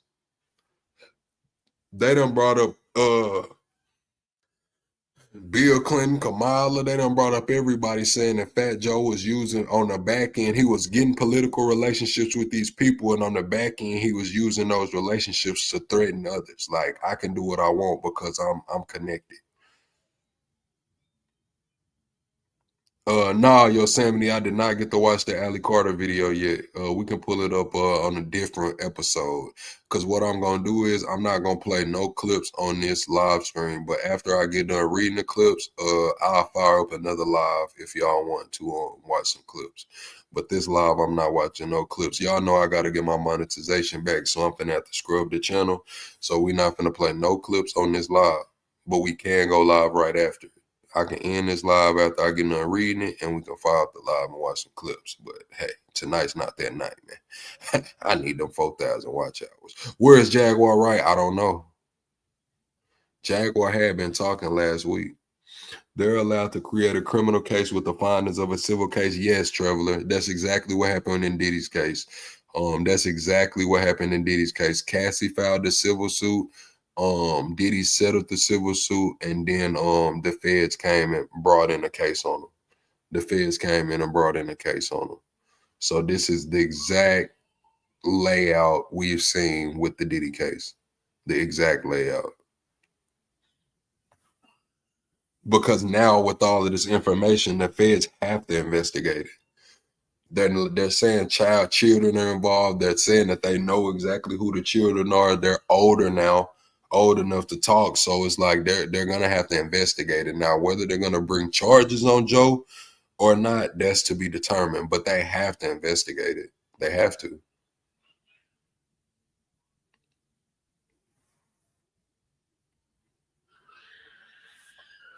They have to.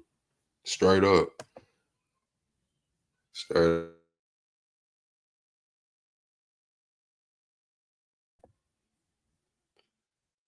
Yup, they talking about they're probably in witness protection, probably. All right, we finna get back into the lawsuit. I had to get my allegedly together.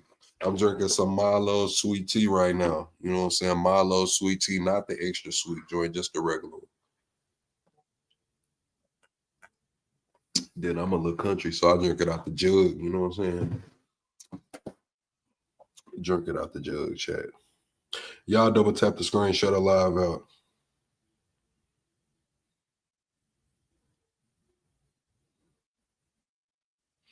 Okay. Double tap the screen. Shut a live out, man. We need to get some more likes in here. Double tapping the screen is how you support the channel for free. Sharing the live out is how you support the channel level 2 for free. Hold on, chat. My son in here. What you want, son? What's up?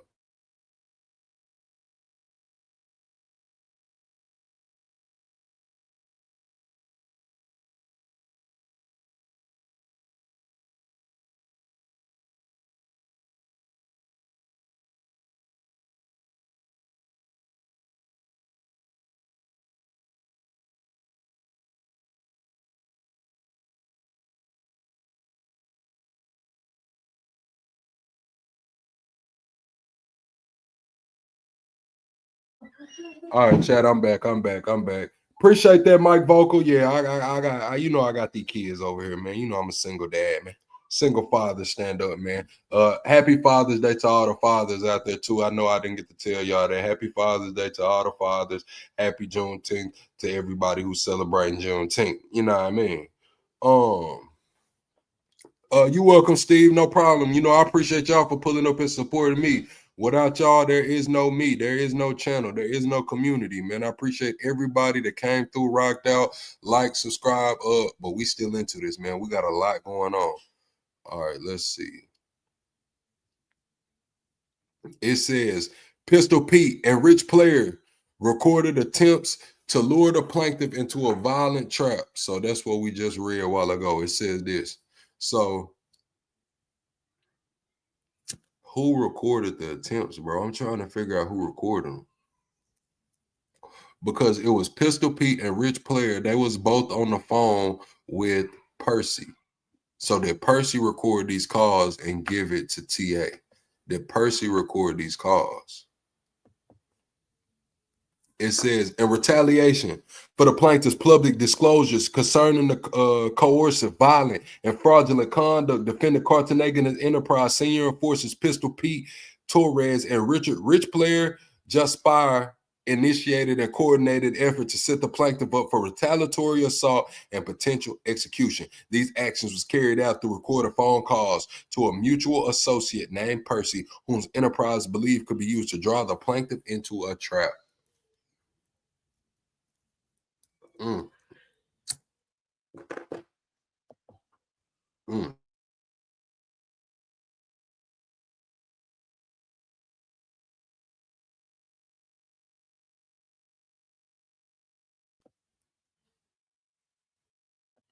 It says, during these recorded conversations, Torres and Josh Pitcher, I don't know, we just gonna call Josh Pitcher Rich Player, all right? All right. During the recorded conversations, Pistol Pete and Rich Player invoked defendants Cartagena's anger and frustration with plaintiff, referring to plaintiff of having violated the family and crossed a line that could not be forgiven. Pete described the plaintiff's action as beyond repair, explicitly pushed Percy to arrange a private meeting with the plaintiff, framing it as a necessary act of discipline. The phone calls included repeated use of coded enterprise language such as terms pound them out, bring them in, get at them, which were well understood within the enterprise to signify a directive for physical violence. These phrases often preceded beatings, retaliatory attacks, and other acts of targeted enforcement. Hold on, chat. My kid's getting a little too rowdy. Let me see what's up.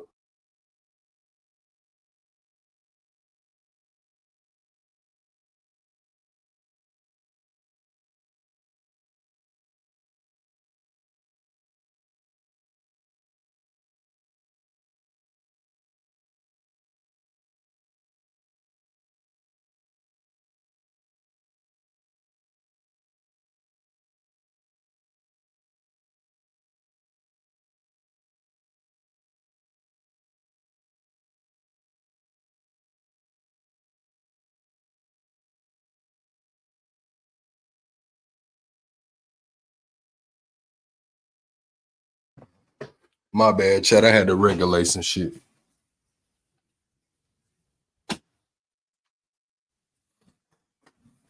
Y'all know how this shit go, man. I had to regulate some shit, man. All right. It says, these conversations taken together reflect premeditated nature of retaliation and demonstrate that such actions were not rogue initiatives, but instead authorized or condoned at the highest levels of the enterprise with knowledge, approval, and likely instruction of the defendant Cartagena himself. Disturbed by the escalating nature of the request, Percy ultimately refused to cooperate and preserve the call recordings. These recordings now served as primary evidence of a conspiracy to commit witness retaliation and description violations of federal witness tampering and intimidation through threats and attempted physical retaliation known against a known victim and potential witness, conspiracy in the second degree based on agreement to commit a Class A felony, including murder in the second degree, gang assault in the first degree, assault in the first degree, intimidating a victim or witness in the first degree, criminal solicitation and criminal solicitation, and attempt to commit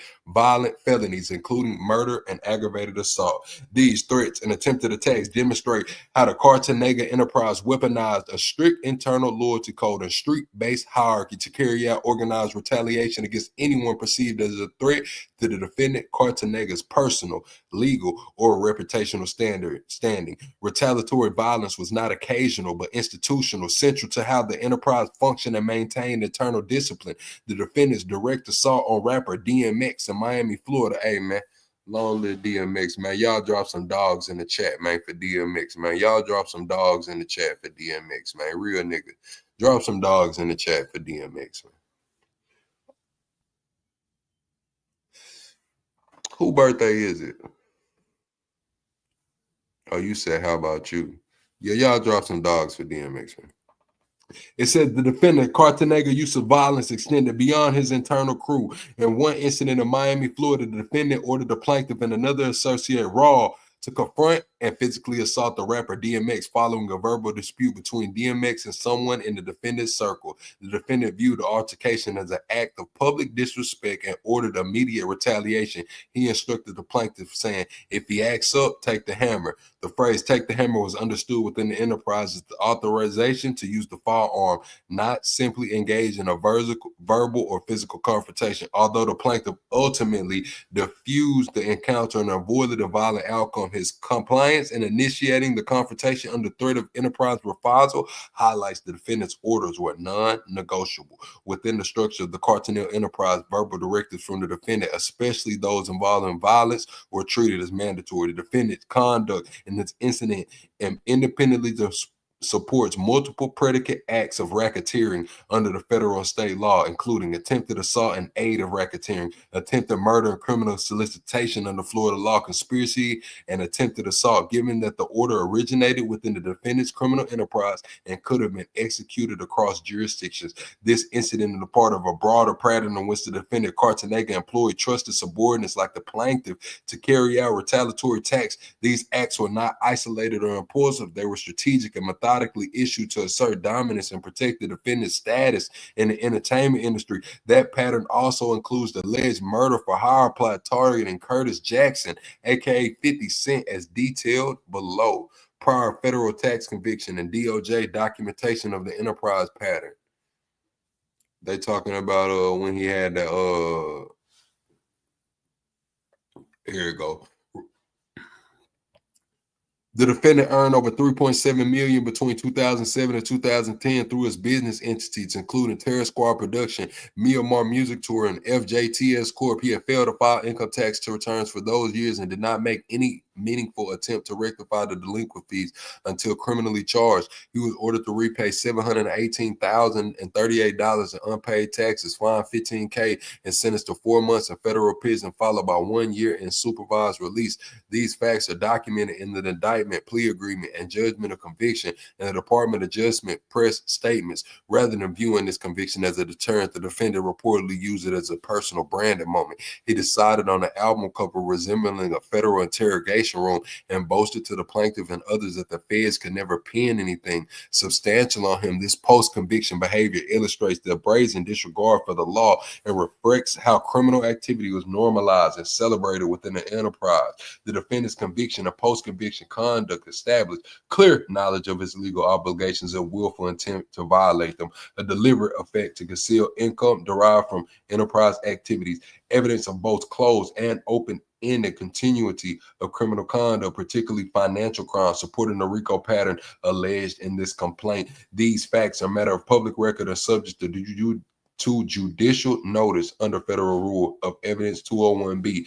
They support the plaintiff's claim not only for a civil RICO, but also for financial fraud, tax evasion, and enterprise concealment strategies. So this is called a civil RICO, chat. I've never heard of a civil RICO. A civil RICO is crazy. Press 1 if you've ever heard of a civil RICO, chat. Oh, we talked about Tyler Perry yesterday. You have to go watch the playback, cool guy. We did Tyler Perry. Was that yesterday or the day before? We did Tyler Perry either yesterday or the day before.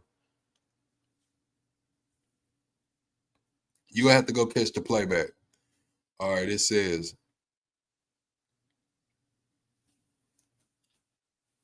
Let's keep going.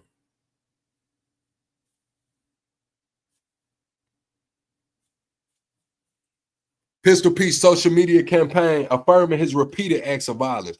Doing a YouTube interview, Kill All Rats, how a Puerto Rican gangster terrorized New York prison system with Johnny Mitchell. The Connect with Johnny Mitchell, the defendant's Pistol Pete, laminated on the time he orchestrated and executed a gang riot while in prison, which resulted in several African Americans being jumped and stabbed up. Here we go. Pistol.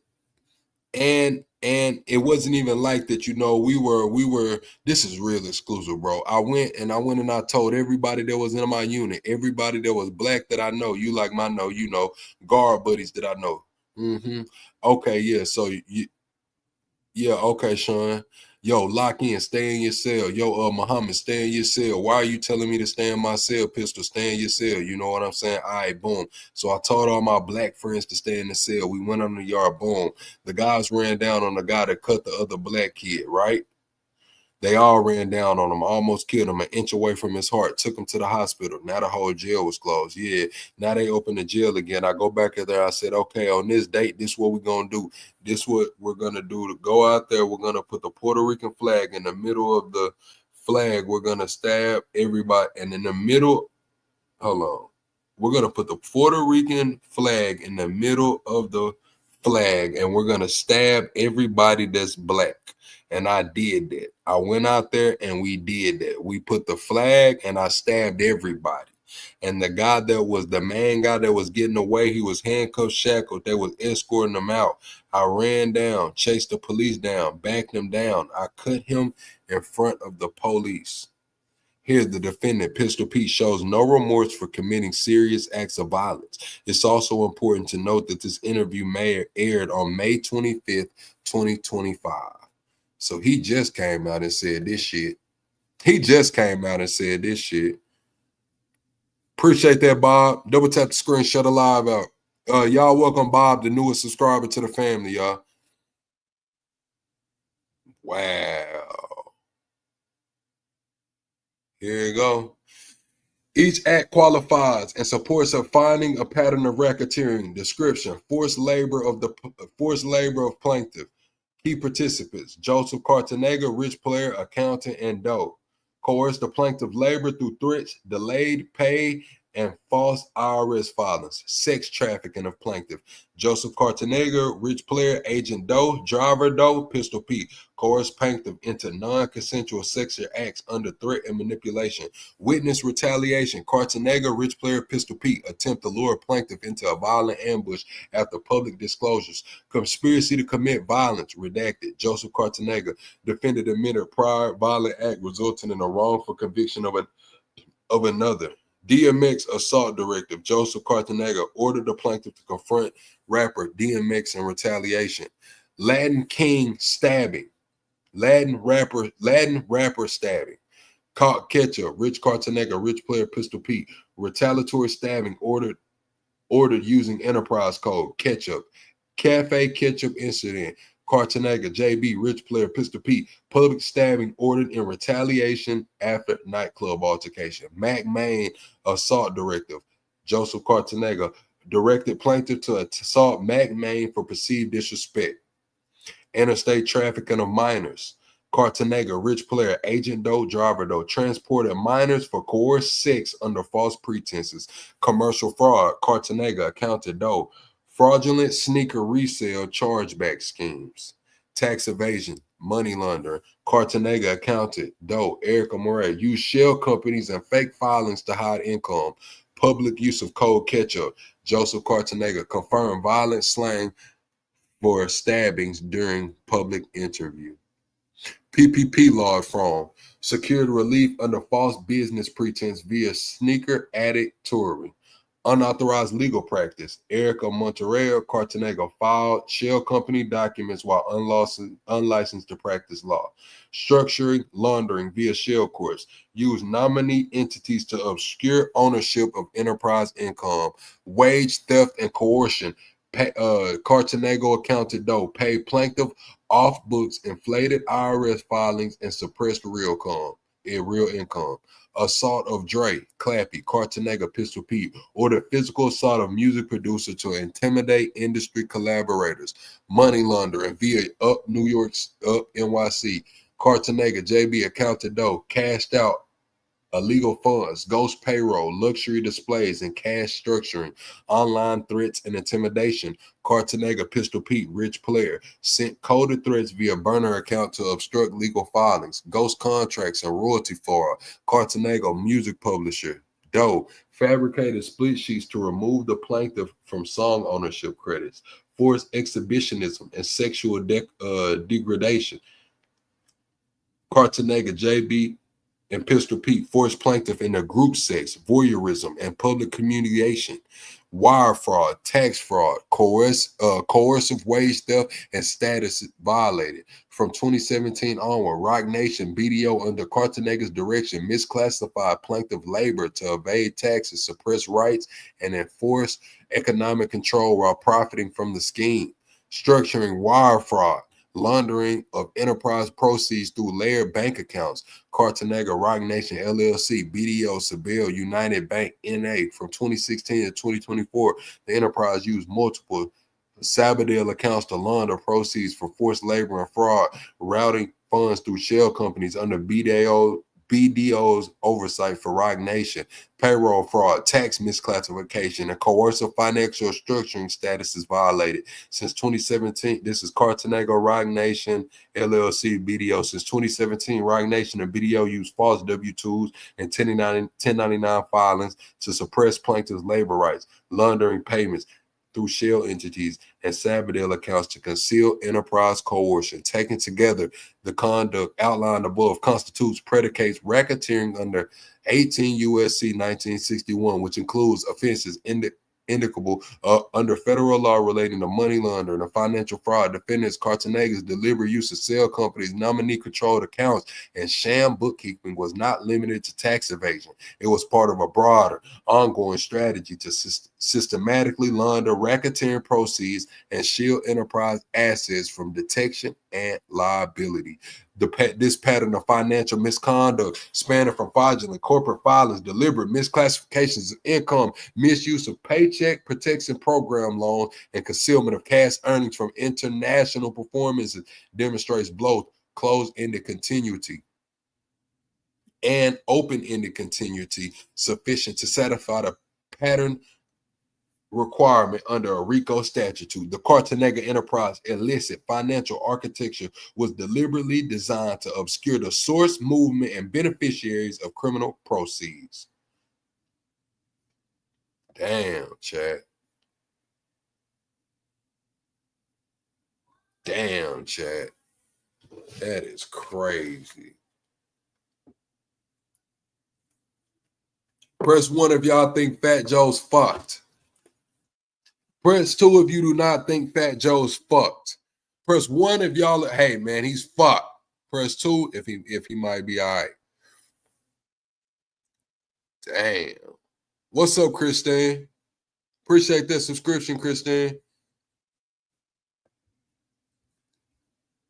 Golly. All right, chat. Let me get comfortable. Let me lock in. Oh. I might have to go get me a chiropractor visit or something out the motherfucking chat, sitting in his chair reading a document. It says defendants federal prison release after tax fraud incarceration. Following his release from federal custody, felony tax offenders, defendants Cartanega escalated his efforts to feign legal compliance while continuing to engage in deceptive and unlawful financial practices. These included the fabrication of sham business deductions and generation of backdated invoices, this creation of fraudulent employee records, and structured collection of unreported cash payments from both domestic and foreign sources, including live performances across Asia, Africa, and Europe. The defendant's prior conviction for willful failure to file federal tax returns confirms his awareness of the laws and duties imposed under the Internal Revenue Code. His post-release conduct, resuming similar fraudulent schemes, further reflects willful recidivism, a disregard for legal obligations, and calculated effort to continue concealing enterprise revenue while projecting the appearance of legitimate operations. This conduct underscores plaintiff's allegation of a pattern continuity and intent under 18 USC. It supports the findings that the defendant operated in the enterprise with a criminal purpose before, during, and after the federal prosecution. The Cartagena Enterprise: structure, operations, and racketeering purpose. Overview of the enterprise. So they finna give us an overview of the enterprise right here, chat. Let me find another picture of these niggas, man. Let me change the picture. That picture been up here for a minute. Let me find another one.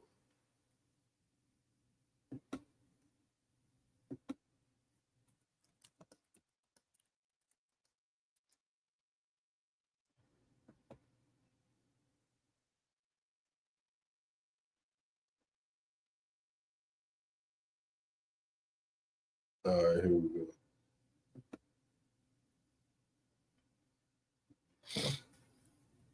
Let me pull this picture up.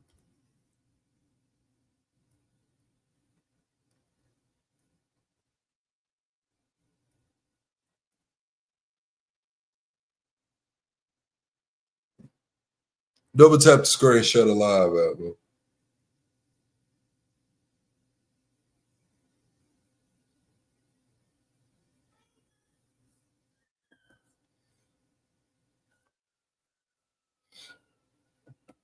All right, I'm finna put a new picture up and we finna get back into the rest of the document. This is where Fat Joe was saying he praying for Diddy. Y'all remember that? Y'all remember when Fat Joe was saying he praying for Diddy? Or y'all forgot? Y'all forgot Fat Joe was saying he was praying for Diddy? Let me check the email. See if somebody in the email.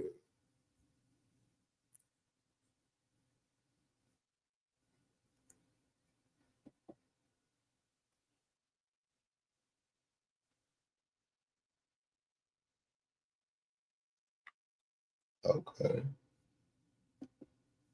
All right, chat. Here we go.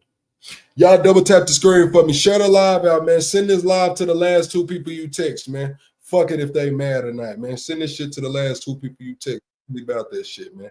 Fuck it if they mad. Fuck it if you don't want them to know you listen to Plug over here cussing and reading this lawsuit, man. Send that shit to their ass anyway. Look at Christine. I'm so glad I found this channel. I'm glad you found it too, Christine. All right. Top Cat, you got a garden over there. What you got in the garden over there, Top Cat? All right, Chad, let me take a drink of this sweet tea, man. Y'all know that Milo's, the red top.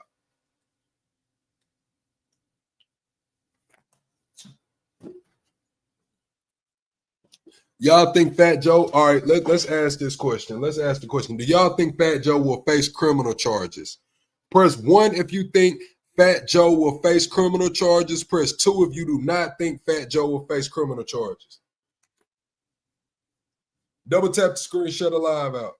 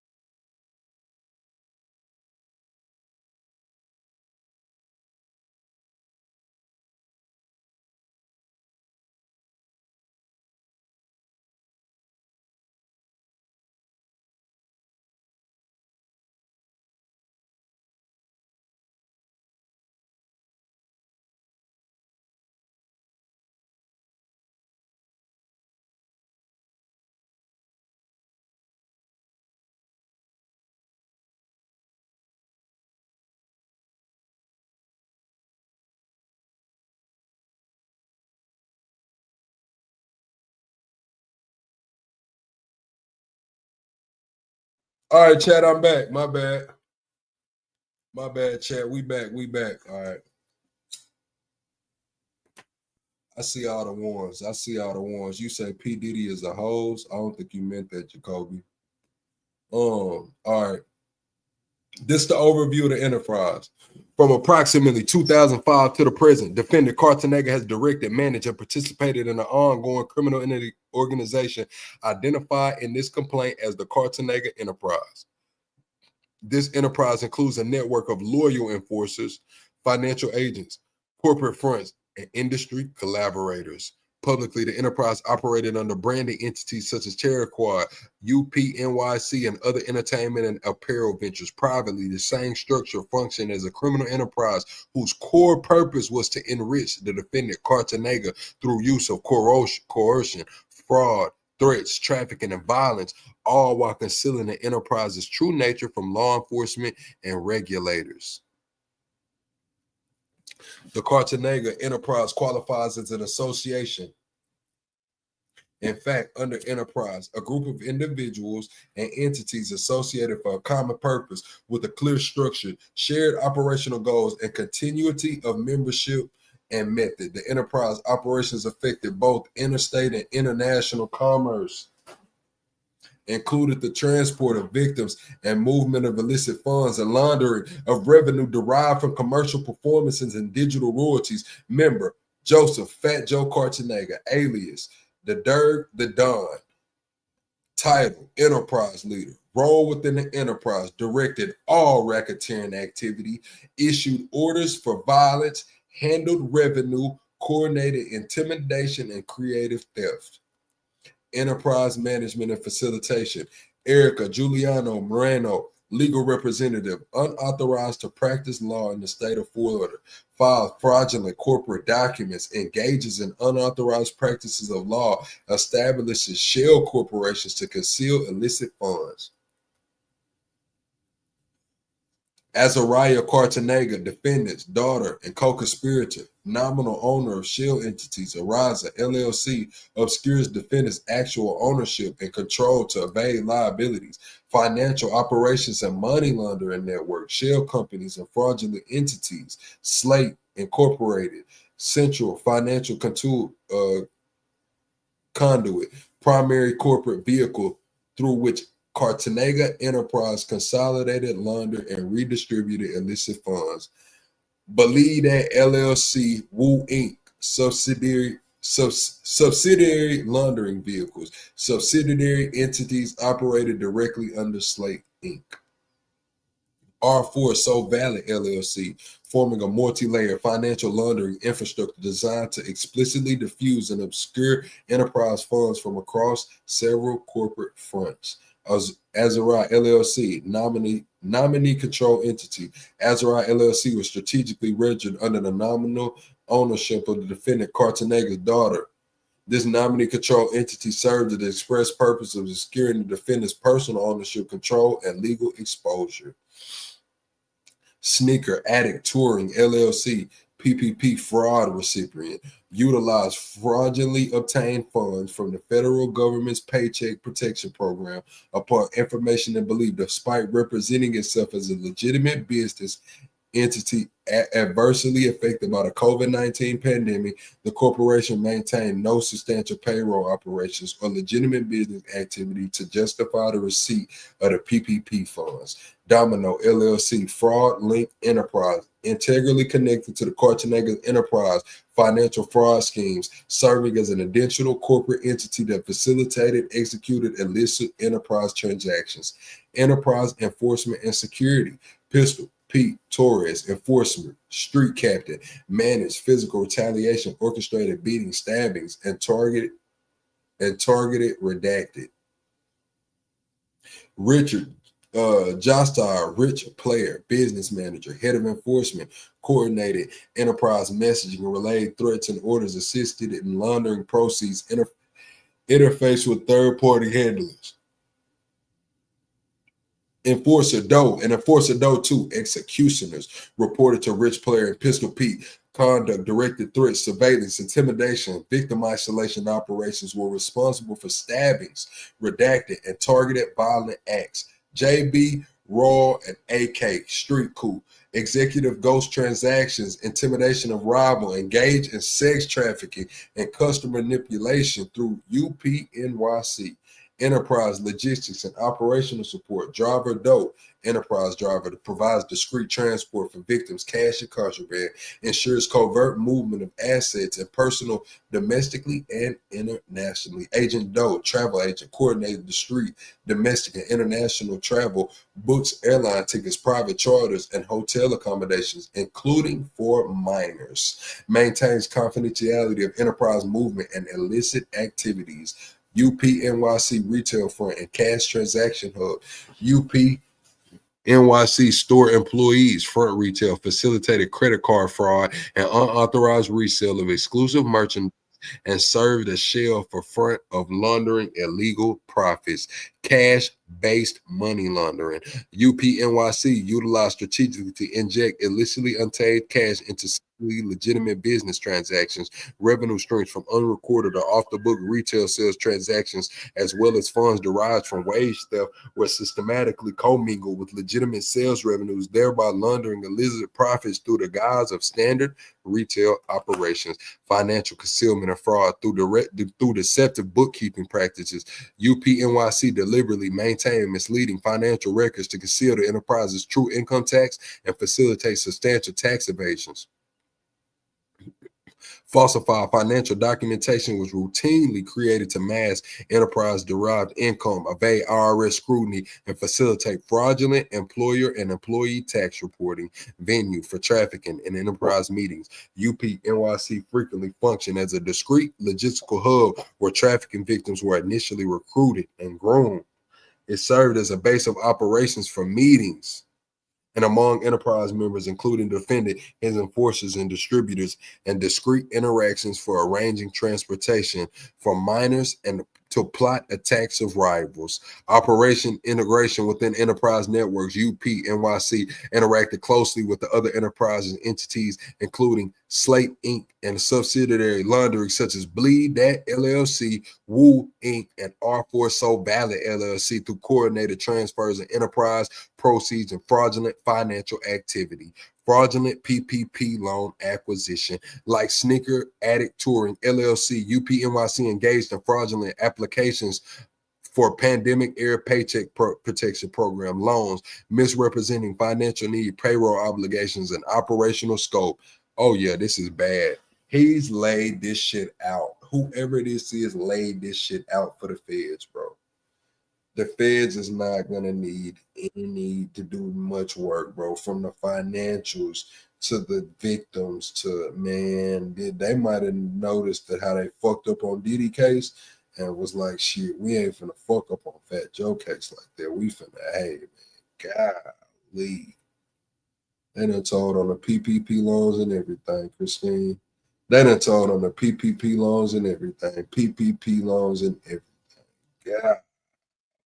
Bro. He's cooked in my eyes. He might be cooked. I'm not. He's guilty. He's innocent until proven guilty. But there's a lot of evidence, bro. There's a lot of evidence, bro.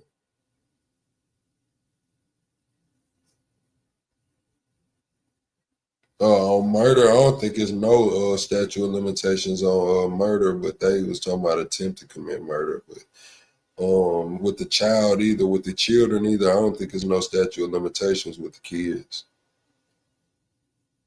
Especially if they're in contact with the victims. Yeah, I don't think there's no statute of limitations on that if they're in contact with the victim. Not if they kids.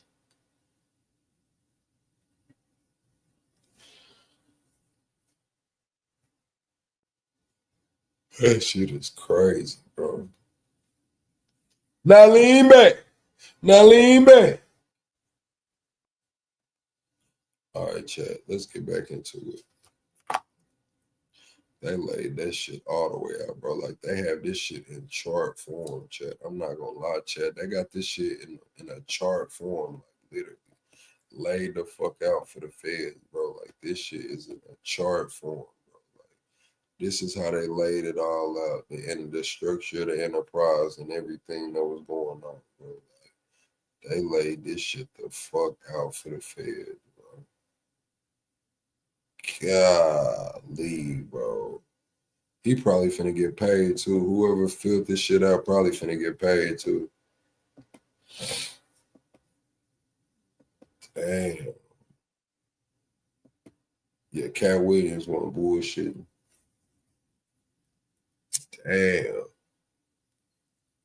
We ain't going nowhere. We ain't going nowhere. Come on, man. I remember this shit. In case you don't damn, we just pull up our pants and do the rock away. Now lean back. Now lean back. Now lean back, man. That's a bad year for Fat Joe and Remy. I ain't gonna lie. Terror Squad having a rough year. Wasn't Remy mind Terror Squad?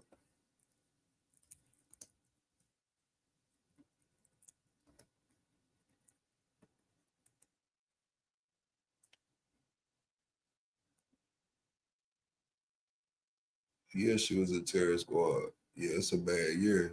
It's a bad year for Terror Squad. You got Remy Ma and Papoose going through what they going through. Shit, it's a bad year. It's a key enforcement examples and patterns of violence. The Cartagena enterprise maintained discipline, suppressed dissent, and enforced loyalty through a persistent and calculated use of violence. This violence was not random. It was strategic, directed, and often premeditated. The defendant Cartagena regularly issued orders that resulted in serious bodily harm or death, using surrogates and coded language to insulate himself while asserting dominance across the enterprise. Examples of enforcement violence include the Miami incident, teenagers ordered to attack. Teenagers ordered to attack. Miami incident, teenagers ordered to attack. In Miami, the defendant, Cartagena, ordered 2 teenage boys to assault a man who had inadvertently walked through a group of affiliated with the enterprise. The man, armed in self-defense, fatally shot both teens. Wow. Fatally shot both teens.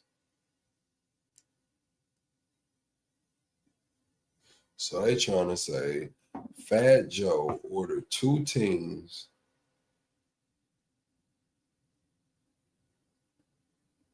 to assault a man who walked through the group. The man had the pole on him and he shot both of them. And they died.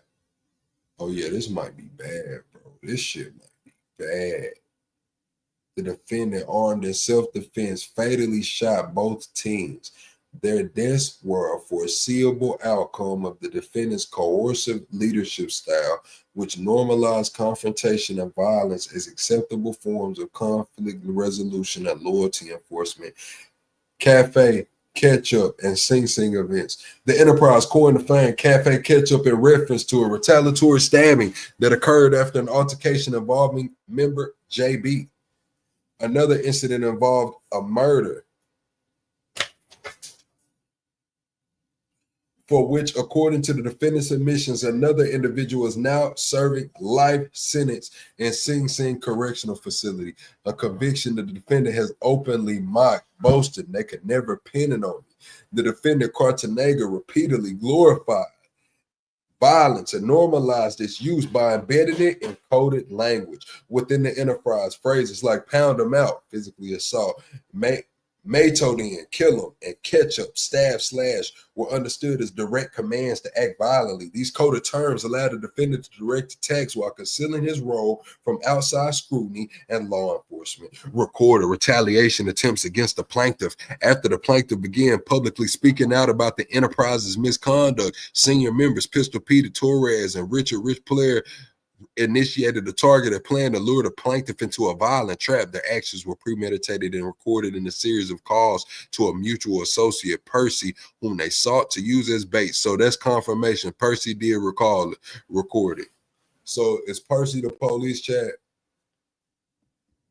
Is Percy the police? Press 1 if that make Percy the police. Percy is the one who recorded the calls and gave it to TA, and not TA put it in his civil suit for the feds. So is Percy the police, chat? Press 1 if y'all think Percy the police. Press 2 if that don't make Percy the police. Because Percy just sent them to TA. Percy didn't send it to the police, though. He sent it to TA. He recorded the calls and sent it to TA, which is his partner supposed to be. He didn't know TA was going to send it to the police, did he? Do that make him the police? Yes or no? Or is he the police for recording the call to begin with on some street shit? That's what make him the police, because he recorded. I ain't gonna lie. Recording the call to begin with. Yeah, that's what I'm saying, Alex. Recording the call to begin with is crazy. Y'all on some street shit and you recording the call.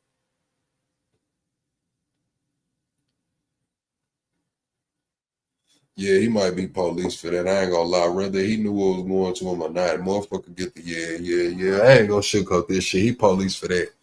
Fuck that. That's some police shit. Fuck that. You could have called your partner and told him, you know what I'm saying? Like, hey, look, boy, they trying to get me to line you up. But to record all these convos from multiple people and then it to come up in a lawsuit, yeah, I ain't gonna lie. It said recorded retaliation attempts against the plaintiff. Plaintiff began publicly speaking out about the enterprise's misconduct. Senior members Pistol Pete Torres and Richard Rich Player initiated a targeted plan to lure the plaintiff into a violent trap. Their actions were premeditated and recorded in a series of calls to a mutual associate, Percy, whom they sought to use as bait. During the calls, Torres and Jospar referred to the plaintiff as a traitor, cited the defendant Cartanega's outrage over the plaintiff's disclosures, and made it clear that the plaintiff had to be dealt with. They pressed Percy to help coordinate an in-person meeting under pretenses, expressing that the situation had escalated too far to fix. These recorded calls illustrate the organized and retaliatory nature of the enterprise enforcement practices. The use of coded threats such as pound them out, bring them in, was consistent with other acts of violence and intimidation carried out under the defendant's command.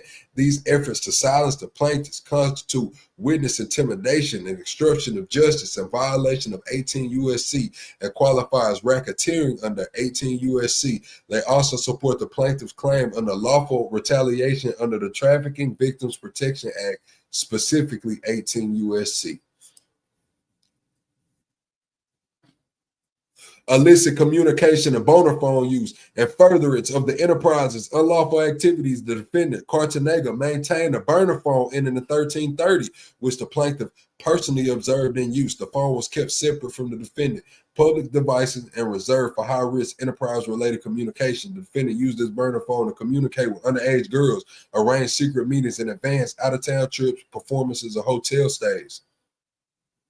Coordinate trafficking logistics with known enforcers, including Pistol Pete Torres and Richard Rich Player Jospar. Issue sensitive directives related to violence, retaliation, and enforcement while avoiding traceability. The defendant routinely placed the burner device every few months. Hold on, Chad, one more.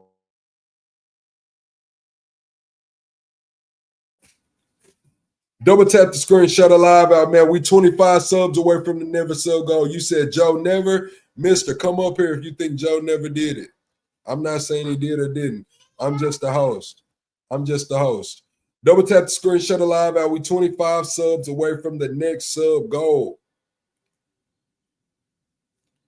Let's push the 26K, man. Let's push the 26K. Double tap the screen. I'm right back into the lawsuit. I am a single father. I got to give my son some juice. Hold on.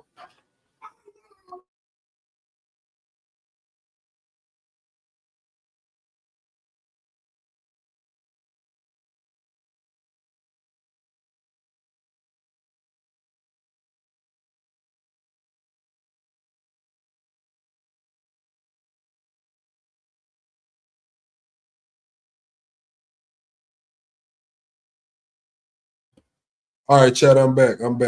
Double tap the screen, shut a live out, man. It says the defendant, routinely replaced the burner device every few months. It was known only to a select group of trusted insiders. The secrecy surrounding this phone, its pattern of use, and intentional separation from the defendant's official communication channels demonstrate a deliberate effort to evade law enforcement, surveillance, and obstruct further investigation. The use of burner phones and coded communications is consistent with the operational tactics of Rico Enterprises. It supports the plaintiff's allegation that the Cartagena enterprise functioned with the intent, coordination, and concealment necessary to sustain illegal operations over a prolonged period.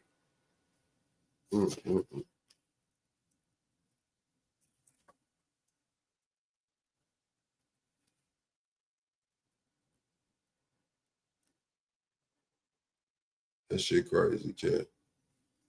It says prior conviction confirms enterprise acknowledgement and intent.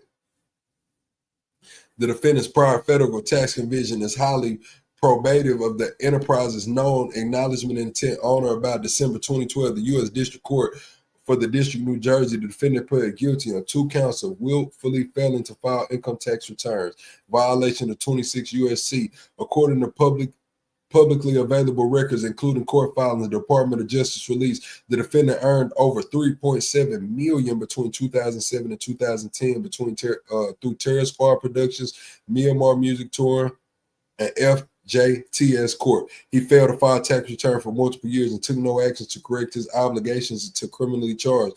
The defendant was sentenced to 4 months in federal prison, fined $15,000, and ordered to pay $718,038 in back taxes. This conviction confirms the defendant's knowledge of federal reporting laws and demonstrates his willingness to engage in concealment schemes to protect the enterprise revenue. Instead of reforming, the defendant publicly embraced the conviction, transforming into a brand new opportunity. All right, man. Count 1. Causes of action. Count 1. All right, man. Here we go.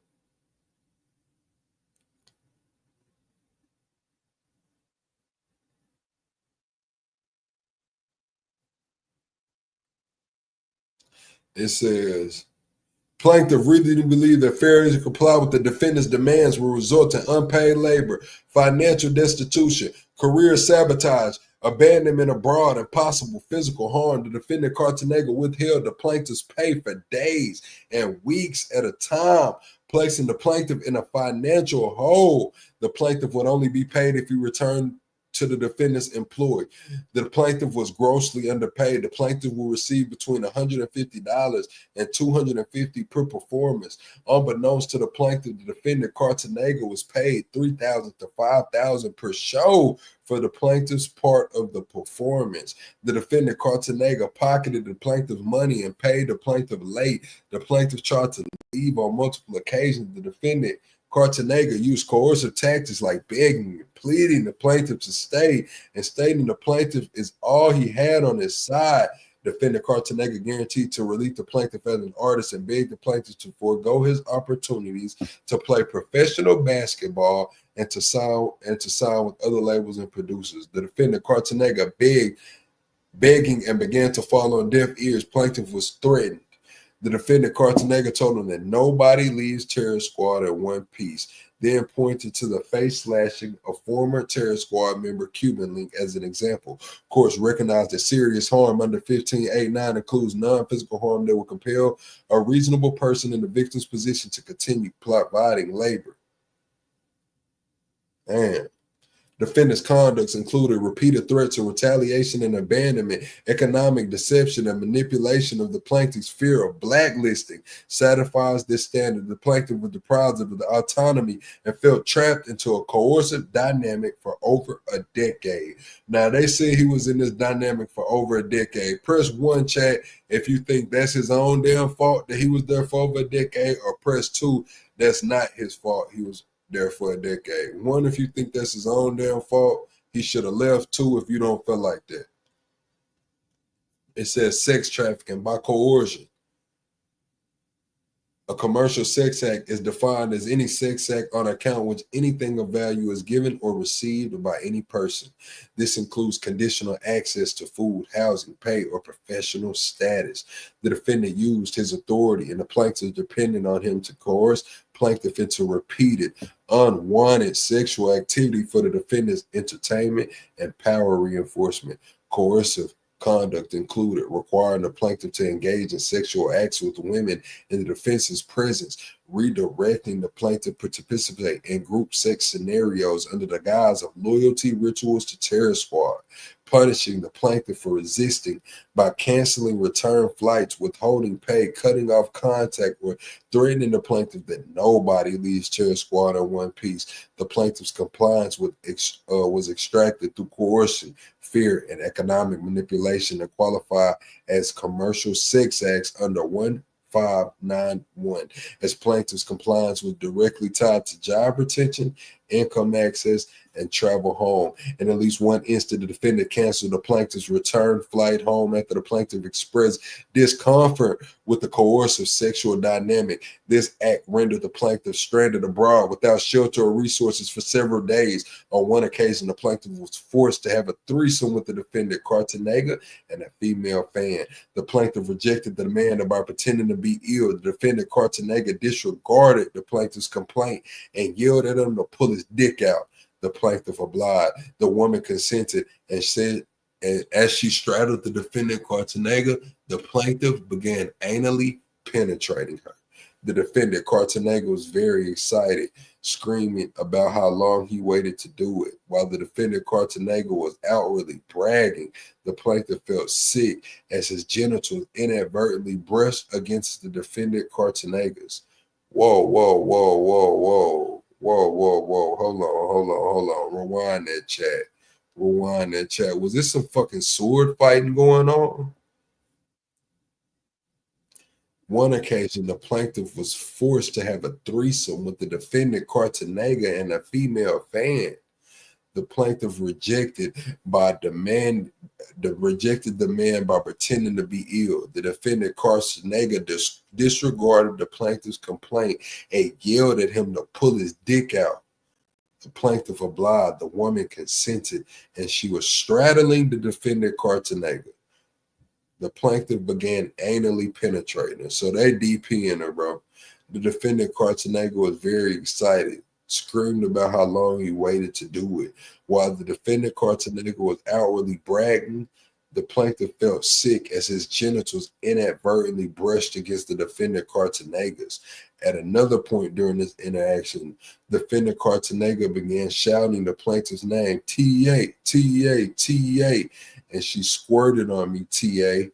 When it was over, the defendant, Cartanega, left the female on his bed, pulled out his phone, and began recording plaintiff's penis without his consent. So yeah, they saying Fat Joe, hey man, they saying Fat Joe just forced this guy to do a DP on a female fan to where they ended up fucking sword fighting, bro. They ended up sword fighting, man. And after they got done, you know what I'm saying? He's like, T.A., T.A., T.A. She squirted on me, T.A., allegedly. And after that, you know what I'm saying? He gets up, left her on the bed, and whips out his phone and begins recording T.A.'s dick. He begins recording T.A.'s dick, allegedly. Like, what? Fat Joe, now this the Diddy freak off shit, man. Now, this is why you were sitting there taking up for Diddy. Now we see it. It all makes sense on why this nigga was taking up for Diddy. You into that shit too. You into voyeurism, allegedly. You into them kids, allegedly. And you into double penetration, man. DPing something, allegedly. I didn't say it. T.A. said it.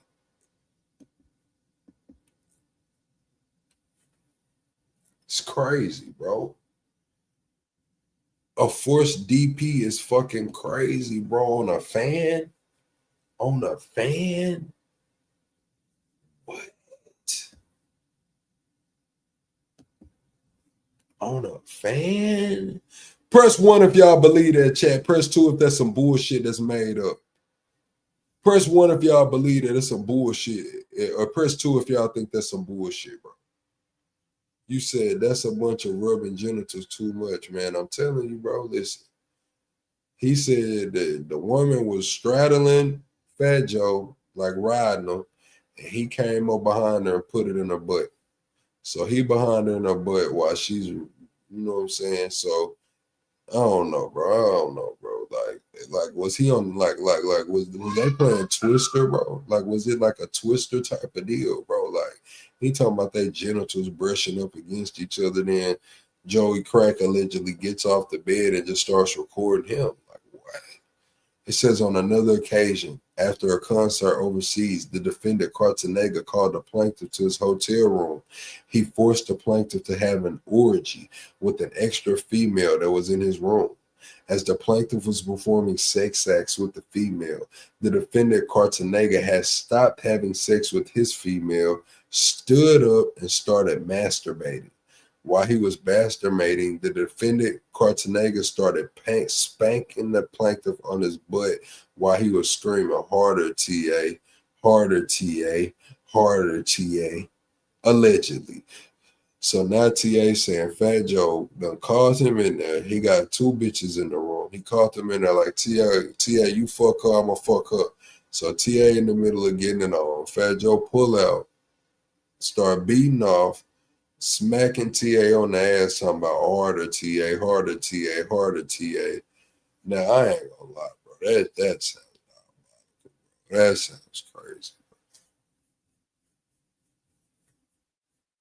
Wow. Venue liability and pattern-based enterprise. Victims violation under 1589 and 591 may bring civil claims not only against direct perpetrators, but against any person or entity that knowingly benefits from participating in a venue engaged in trafficking. The Cartanega enterprise, including Pistol Pete Torres, Richard Pryor, Jospar, Erica, Juliano Moreno, Sneaker Addict Touring Sales, Rock Nation, function as a coordinated trafficking venture. Plaintiff personally witnessed inter alia transportation of minors, defendant transporting underage girls, 15 to 16-year-olds across state lines and abroad. Enterprises uses financial incentives, cosmetic surgery, and controlled lodging to maintain victims' compliance and the psychological grooming of these minors who were discarded once non-compliant. Theft of intellectual property.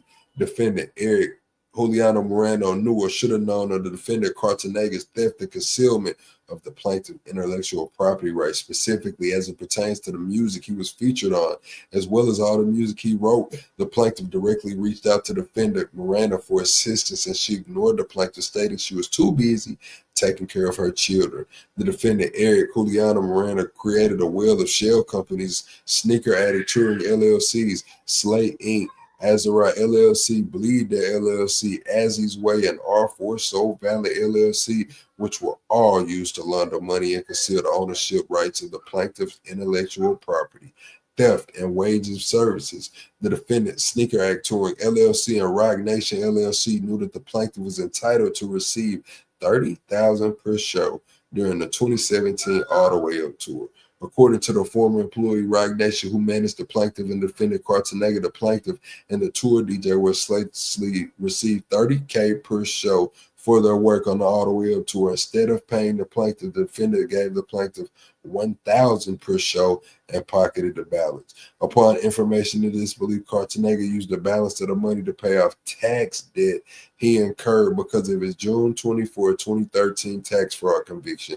In addition to the $30,000, the defendants aided and abetted the defendant Cartanega in diverting $5,000 per show the plaintiff was contractually obligated to receive, and only paying the plaintiff $250.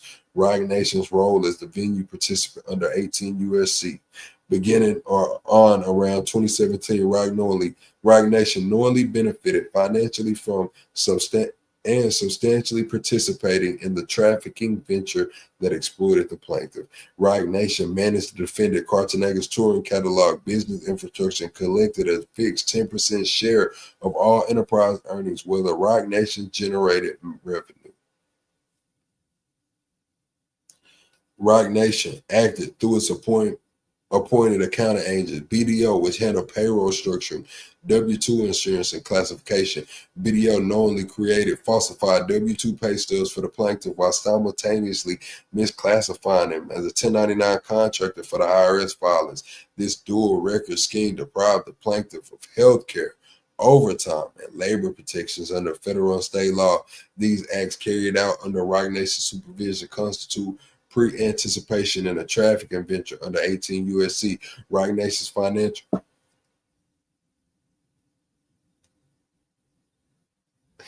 and managerial involvement sustained the coercive conditions under the plaintiff was held.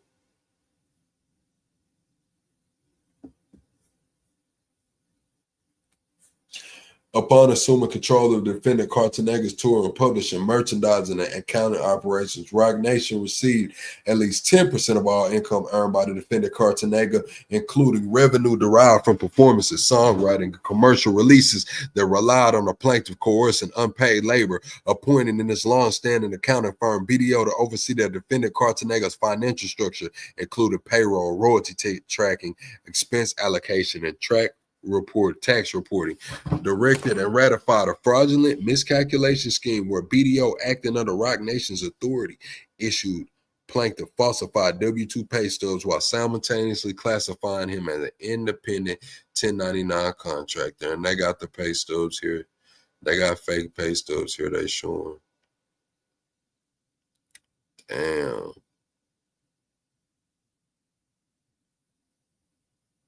Wow. The scope of trafficking extended beyond the plaintiff. Suspended known pattern of grooming, transporting, and sexually exploiting underage girls as part of his circle further substantiates a pattern of trafficking conduct, enhancing the credibility and severity of the plaintiff's claims. In addition to being a direct victim of the defendant's coercive conduct, plaintiff personally observed the defendant engage in a pattern of practice of exploiting other individuals, particularly underage women, under circumstances that mirror the tactics used against him. Over more than a decade, the plaintiff witnessed, man, come on, they're saying over more than a decade, man. Should he be held accountable since he was there for over a decade, man? Should he be held accountable for that shit, man? Double tap the screen, shut alive out, chat. 1 second. Let me grab some, chat. 1 second, chat.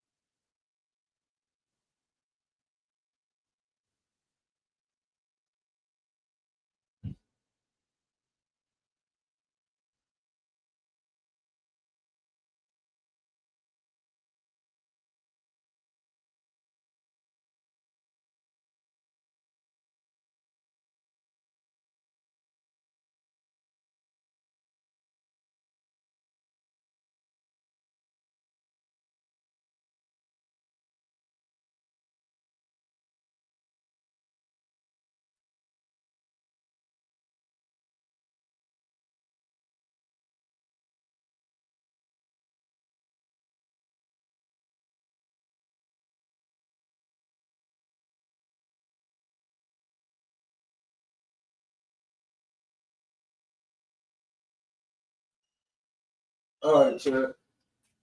I'm back, man. My bad, chat. What's up, Top Cat? Welcome to the stage. Yo, what's going on, Plug? Much ups, man. Being that big old daddy that you is, man, handling business like you're supposed to handle it. All of us can appreciate that, brother. And I know I do. Handle your business. Straight up. Appreciate that. Well, Yeah, how man. you feel about Fat Joe? Hey, I just hopped on here real quick because I got to run to the lake. You know, I ain't going to miss the show. I'm going to be on here all the time, man. You know, watching you. And then once I get there, I might have a little more to say. But I just wanted everybody to know I might be a little older, you know what I'm saying? So I understand what's going on. I don't know if y'all remember WC and the Mad Circle, you know what I'm saying? The gangster, the killer, and the dope dealer, you know, Ice Cube and them back in the day. Well, Fat Joe was busy back then, you know what I'm saying? He's one of the major movements of Bloods even coming to the East Coast other than the Bloods that was there. Like the whole thing that's going on, it has a lot to do with Fat Joe. You know what I'm saying? So I'm just giving you this from, you know, on my gangster, you know, attitude on it. Like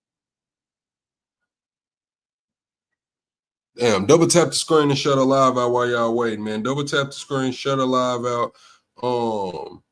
Share this to somebody, man. We 25 subs away from the next sub goal. All right, chat. I'm doing this for y'all, chat. I ain't gonna lie, bro. I'm a W streamer, bro. I'm not gonna lie. I don't come on camera as much as I need to on this app, as much as I do on the other apps, but I'm getting it together, chat. But I feel like I'm a W streamer. I feel like I'm a W streamer, bro. Press 1 if plug a W streamer, man. Press 1 if plug is a W streamer, bro. Plug for president 2028, man. All right, boom. Got it together. Okay. Now I'm going to send that in for clear.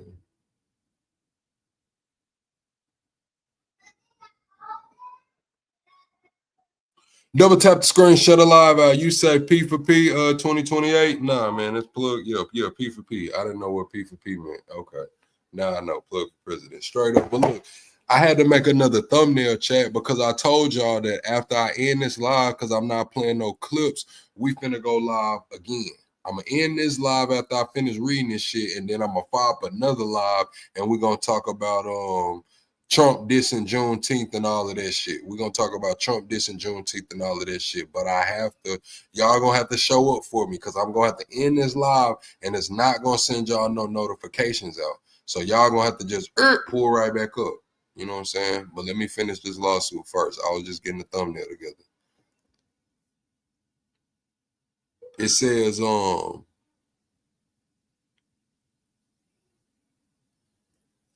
over a decade, the plaintiff witnessed the defendant groom, isolate, and sexually exploit minors, often under the pretense of mentorship, access, or career advancement in the music industry. These minors were transported across state lines and national borders by or at the defendant's direction. The defendant exercised control over the lives and finances, movements, and sexual availability, creating a coercive dynamic in which continued access and the survival were conditioned on compliance.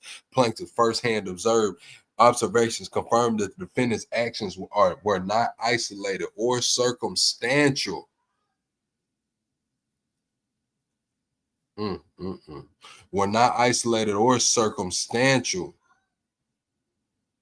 but a part of a structured venue wherein the defendant exploited individuals, both male and female, for sexual, emotional, and labor-based gains. These actually closely resemble the coercive trafficking systems found in Actionable Doe versus MindGeek USA. These facts support enterprise liability under 18 USC, which holds liability not only to those who engage in direct trafficking, but also those who knowingly benefit from the participation in a venture that traffics others. Damages and relief.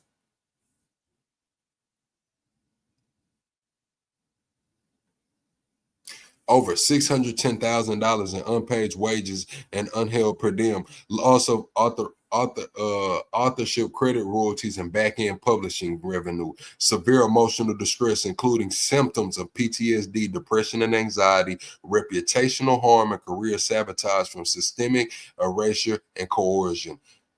Compensatory damages, terrible damages, punitive damages for willing and malicious conduct, attorney fees, and litigation costs. Dang, Chad. That's crazy work. And they got it all laid out.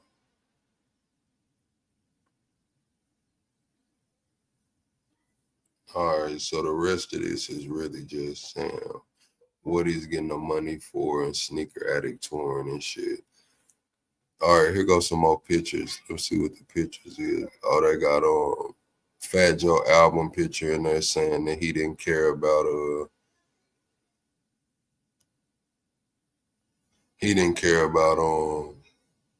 going to jail.